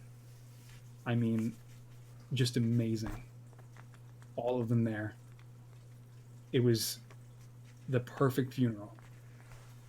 And to then be reassured with his final message to Pepper and to Morgan and to, of course, Happy, who was there now. It was great. I love you 3000. That was really powerful, and I began to tear up at that point. It takes a lot. I mean, when I say it takes a lot, I mean it takes a lot to get me to tear up, and only at that point, at that video message, did I finally start to feel it. And am I a monster for not tearing up? No, dude. No, I mean, I understand. I'm just teasing you. But the reassurance of seeing Happy and knowing that he'll look after Morgan and raise her to be the next Stark that was satisfying. Yeah, it's incredible that the dynamic of Howard and Tony is now shifting to Tony to Morgan. Yeah. Yeah. And Nick Fury was there too. Could you imagine what was running through his head? He's like, we lost everything. Run it all back. Jeez. I mean, you've just stepped into it. You're part of a bigger universe. You just don't know it yet. To this, an entire Marvel Cinematic Universe later, and it was that was an extraordinary couple of sequences, and the references to the cheeseburgers. Oh man. Oh man. It just kind of gets me thinking. I hope Morgan remembers Tony. I hope she truly remembers him. I mean, we don't create solid memories until we're 8, so unfortunately, Yeah, it's a isn't that a fantasy shame? movie though. It's a Isn't fantasy that a movie. shame though? I think the video message will obviously help a lot, and all the videos of him that are, Yeah, there's more than enough for Tony to go around. But man, yeah, no, it's pretty incredible to think about it and to really and look at it. But as Iron Man was the most impactful to you, seeing Old Man Steve Rogers was the most impactful to me. Like I yeah, said, man, Captain America has always been my favorite Avenger, and yeah, even when he was cliche back in 2012, and when and we see and him here, I knew going into Endgame, like I said, because RDJ and Chris Evans needed to finally tap out. They were both going to have to die, or something else was going to have to happen, and so Tony died, and Cap did like we theorized, broke the rules of time place travel. himself, yeah, place himself back in the 1940s to finally get the happy ending and live out his life with Peggy. And so he goes through the quantum tunnel platform that they had since rebuilt to return all the stones. And he comes back seemingly in his 80s, 90s, having just lived the last several decades peacefully with Peggy, getting the life he always wanted. What a perfect way to end the story of Steve Rogers. I mean, good God, man. And then Anthony I have to Mackie, Iron say, Man, not Iron Man, Captain America. I have to say though, dude, thinking about him taking all the stones back, I really want to see the scene where he goes back to Vormir. What do you Like, do there? Like, how do you give those back? And especially because it's Red Skull. yeah, like what I want to see Steve's reaction to when he went back to Vormir and realized hey, the red faced man is Red Skull. It's Johann Schmidt. There he is. That's where he went. That's where he's been. Could you? Well, I want. What was Steve's reaction? What was that like? Probably tried to kill him. No, no. I imagine because he was peacefully just guarding that post. I have to imagine Steve would see no need. Like what he probably it was probably a very amicable exchange, and I wish we could see that because what happened. Oh yeah. Um, and to then have Sam and Bucky look over confused to see old man Steve I think Bucky was in on it. sitting there. I think Bucky was I in think on I it. think Bucky knew exactly what Steve was going to do. I agree. Yeah. I think Bucky knew he wasn't going to come back. Like yeah. And and to have that entire scene with Steve and Chris Evans completely aged up, just like Peggy in 2014 with Winter Soldier, to pass the mantle of Captain America onto Sam and bring back the shield from his now, new timeline that he lived out with Peggy. Because, of course, his shield in our timeline was destroyed by Thanos. And he gave it to Steve, and he gave it to Sam. That was the perfect exchange. I'm happy for you, but I don't want to think about living in a world without Captain America. I mean, That one was thing that incredible. what I really appreciated about the scene is that they really respected the idea of Captain America, and like how Steve would be at that age. Because how many movies age up a character and then their voice stays the same, or their mannerisms stay the same, or they just behave the same? No, this was a whole new Steve Rogers who had lived out his life. He changed his voice, he changed his mannerisms, he moved and spoke slower. Perfect. Yeah, man. Absolutely perfect. Steve came back to say goodbye and to live his final days, because I assume he had come back after Peggy passed away of natural causes, finally, after all those decades. And he came back to say goodbye and live out his final days in the reality that he actually came from. I disagree with you, but Or yeah, if they if it was being contradicted, seemingly never left. Right. I just want to Because say though that there's a yeah, big point of contention as to whether it should have been Bucky or not. And I think that having not only do they both take the mantle in the comics, but Anthony Mackie's a war veteran, as well as Bucky. But he's a war veteran. He has very similar. He's like a more stoic Steve Rogers, right? yeah, There's he's just perfect for that. And Bucky and him are gonna have their. Is it gonna be a show that they get on Disney Plus, or are they gonna be buddy cops? They're gonna have that, and I think that bringing this that made me dynamic. confused. So of course we know that the characters who died before the snap did not come back. We were correct in assuming Vision, Gamora, and Loki did not return, and kind of a sad ending for Wanda there, because of Right. course now she also, I mean, she has Clint, she has Sam and Buck, but But Steve she was like lost her now. dad. Yeah, now she lost not only Vision, but she lost Steve. I mean, good God. But it gets me confused for the Disney Plus shows now, because of course, where's Vision going to come from? Is this going to be a prequel? I kind of hope not. Wait, is there a Vision show coming out? WandaVision, dude, yes sir. Disney Plus, What the heck? a Scarlet Witch and Vision TV series is coming. That's such a Six- weird concept for a TV show, though. 6 I hours think. worth of content. They can do it though, man. Oh, it's gonna be 6 hours long. Yeah, So 6 episodes. That's kind of cool that they're doing shorts like I that. assume. And yeah, then it also is confusing for the Bucky Falcon show, because are we going to see Falcon suit up as Captain America in that, or is that too going to be a prequel? What are we doing? So that's curious. Then of course we have the What If series with Peggy becoming Captain America. So maybe Chris Evans will reappear in that. That would be crazy. Hey, hopefully he'll direct a couple episodes because I know he I'd wants love to that. direct.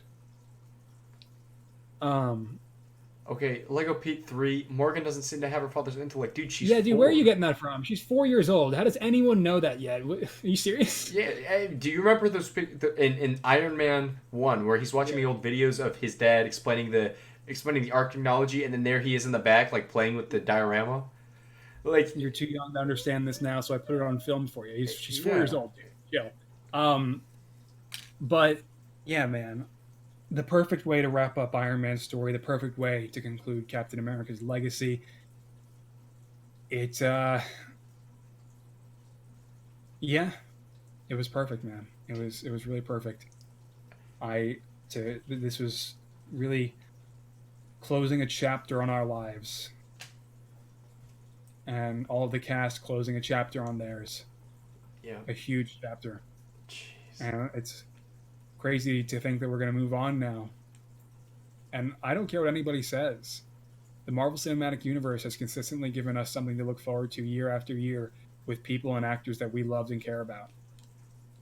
And so to think the majority of them are gone now, Cap, Tony, Black Widow, it's crazy. But what's even more crazy to me is that we were wrong in assuming, or at least I was wrong in assuming, that all of the original Avengers would go. So it makes sense if Jeremy Renner, Hawkeye, decides to settle down with his family now that he has them all back. But now it seems like Thor is going to move on to the Asgardians of the Galaxy and join the Guardians franchise. That's Like great. that. I like that a lot. I love that. But what are we gonna do come Phase 4 when the next threat rolls around? Don't listen, man. Jeremy Renner, Don Cheadle, Mark Ruffalo—they're getting old. They're not getting any younger doing this.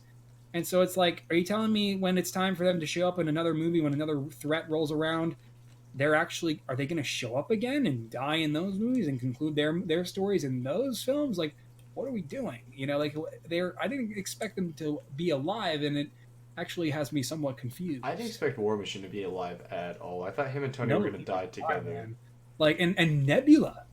I thought Nebula was done. Her story began and ends with Thanos. That's what I really believed. And nope. She's a Guardian now. She lived, man. Gamora's not. I mean, you remember at the end when they're in the Benatar, Gamora's not there. Also, real quick, So you have the captain joke between Rocket and Peter Quill. I really don't want Thor to take over the Guardians of the Galaxy. I don't want Thor 4 to No, be no, Guardians no, of the no, no. Galaxy 3. That'll be an No, issue. Peter that Quill would be needs to have his movie. Peter Quill is an amazing character. He is a basic thief who's just trying to get by, who evolves into a hero in the first and second Guardians of the Galaxy movies. He gets rid of disdain towards Yondu and the almost the power lust of having a dad. He gets rid of that in Guardians 2. Is a complex character. Please, for the love of God, Marvel Cinematic Universe God out there. Kevin Feige. Kevin Feige, if you're hearing this, I pray to Kevin Feige every night to not screw up Peter Quill. Oh man. But yeah, just let Peter Quill have his. I'm sure it'll be fine. I'm Yeah. sure Kevin and James Gunn have got that. Because One thing there I are going am, to be I more am Iron happy Man with, movies. you and I discussed this at length before seeing Endgame. We were really concerned that when they reversed the snap, they would also reverse time, and so therefore the characters will never have remembered of Infinity War, and that they never would have remembered being snapped away. No, That is not the case. They all remember it happening, Oh and now my gosh. not only has Tony Stark and the Avengers saved the universe and the world, but they have really, in a sense, put the world and the universe in a greater place than it ever was before. Just think about it. Sure, mankind is always prone to doing horrible things, and mankind will always regress into doing terrible things and crimes and killing each other and war and all of it. But in the Marvel Cinematic Universe, in that reality, in that world, you now have a universe where half of all life was snapped away, and now everyone in the universe will truly know the value of life. Think about that. And I hope that they maintain that going forward. Here's the thing, though, Russ. And of course the Marvel universe isn't our universe, but it's at least Earth and the Marvel universe is pretty similar to ours, and people would freak out and there would kind of be a bit of a fallout if something like this were to happen. So I really hope they touch on that specifically in Far From Home. Like I really want Far From Home to be set like a year after Endgame or something like that. No, Far From Home picks up directly after. That's an issue. See, like why are people just going on with their lives as normal? I hope they address it. I mean, they addressed the Jahari tech in the first Spider-Man movie, so I hope they address the Endgame thing in this one. Yeah, we'll see, man. Either way, I know I'm excited to see Mysterio at the very least. Mm-hmm. I'm excited for the future of the Marvel Cinematic Universe. I'm excited to see where they go with Spider-Man, where they go with Black Panther and Doctor Strange and the X-Men and eventually the Fantastic Four and the Guardians. There's still so much here. There's still so much that will carry us forward. Absolutely. But it'll never be the same. We will never have Robert Downey Jr.'s Iron Man and Chris Evans' Captain America. It will never be the same, and so there very well now may be a clock ticking on the Marvel Cinematic Universe. How far and how long will this actually go for? Noting the fact that they have Fantastic Four and Iron Man, though, I mean, there's going to be longevity because of those IPs, right? Yeah. I just want to bring up though, specifically War Machine, Spider-Man, and Pepper Potts' rescue, which I doubt she's ever going to be rescued again. What do we do about Stark Technology? Gwyneth Paltrow's done after this. She said so. Right, but what do we do about Stark Technologies? Because Spider-Man's suit's going to get damaged. War Machine's suit's going to get damaged. I have to assume that Peter's going to become more of a genius than he already is. I have to assume Bruce Banner and Hank Pym will help with that. I think though, because of the fact that of course Peter created the web shooters and the web fluid, I think he's going to start coming into his own, and of course he's a genius in the comic books. So I think we're going to start seeing a more smart, a more intellectual and seasoned Peter Parker going forward. Plus, that black Spider-Man suit he gets is probably going to be Shield tech given to him by Nick Fury. Nick Fury. Either way, Tate, that is, of course, where the movie ended, where you cut away the signatures during the credits. The signatures. I was going to say the dance between him and Peggy. Both. dude. Yeah, dude. Steve finally gets the dance. Flashback to the first Avenger. Gonna need a rain check on that dance. So the band plays something slow. I'd hate to step on, and an entire cinematic universe later, he got the dance. Jesus. How magical was this ending? The entire third act of Endgame was just perfect. Almost perfect. Thanos. Almost perfect. Thanos was a problem. That's why, yeah, almost perfect. But this has been a true privilege, Tate. It's been a privilege being shaped by the Marvel Cinematic Universe and the endless entertainment and inspiration it has given us. It has been a privilege being able to talk with you about this for the last 3.5 hours. This has been by far, I think, our greatest show so far. And I really appreciate all of you guys joining in and hanging out with us. Before we finish the conversation, though, I do want to point out that it's interesting that there's no post-credit scene because there's nowhere to go from here in a way. Like this is a soft end to the MCU where the end credit scene would always tease the universe. This was the post-credit scene. This was it. Exactly. This was, and we'll see, man. Again, that's why I was saying, the clock could be ticking on the MCU now. We will see. Because there never will be another Thanos, another great villain assembling the Infinity Stones. I'm sorry, that Galactus, Doctor Doom, whoever else you want to throw at the Avengers will never be Thanos. Doctor Doom could rival Thanos if they have a subplot and credit scene plot where he's assembling something. I don't think Thanos was the ultimate Marvel villain. You don't really get better than him. You're right. So we'll see. But I know I've got a lot of figures to make. I've got a lot of teasing of Ross to do and telling him to make arrow figures to make. Oh God. Hey, so Ross, how are those arrow figures going, by the way? They're going great, man. All 150 characters. I'm making every costume, every character, every variation of the costume from the entire series. And yeah, it's gonna be great. Oh man, no, I would die if I had to make more Arrow figures. Arrow's been okay. Anyway, why are we talking about Arrow? Anyway, Ross actually tasked me with molding the Thanos, so be prepared for that. Yep, I'm molding Thanos. It's gonna look epic. I'll post pictures. All the Russo brothers style misdirections in the end of the show, man. Oh man. But it's been great. And I really hope that I'll be able to upload this to the main channel. Sorry about the curse words. We might have to bleep this out. No, dude, I'm not bleeping any of this out. I'm just posting. 3.5 hours, dude. This will be hard to go through. We'll see, man. I'm gonna put my internet to the test. It probably won't work. I will try. Either way, I hope the VOD at least goes up on the channel here and we don't lose it. Yeah, guys. Tate, thank you. Thank you for making this show possible. Ross, it's a 2-man show. Thank you, too. This is awesome. And I really appreciate all you guys.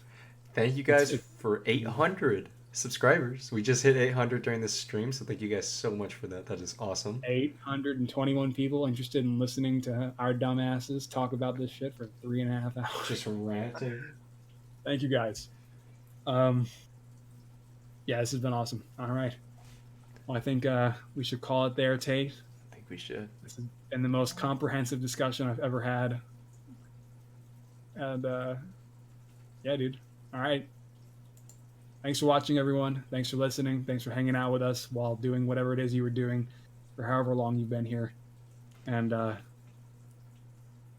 take care. And don't forget, we are inevitable.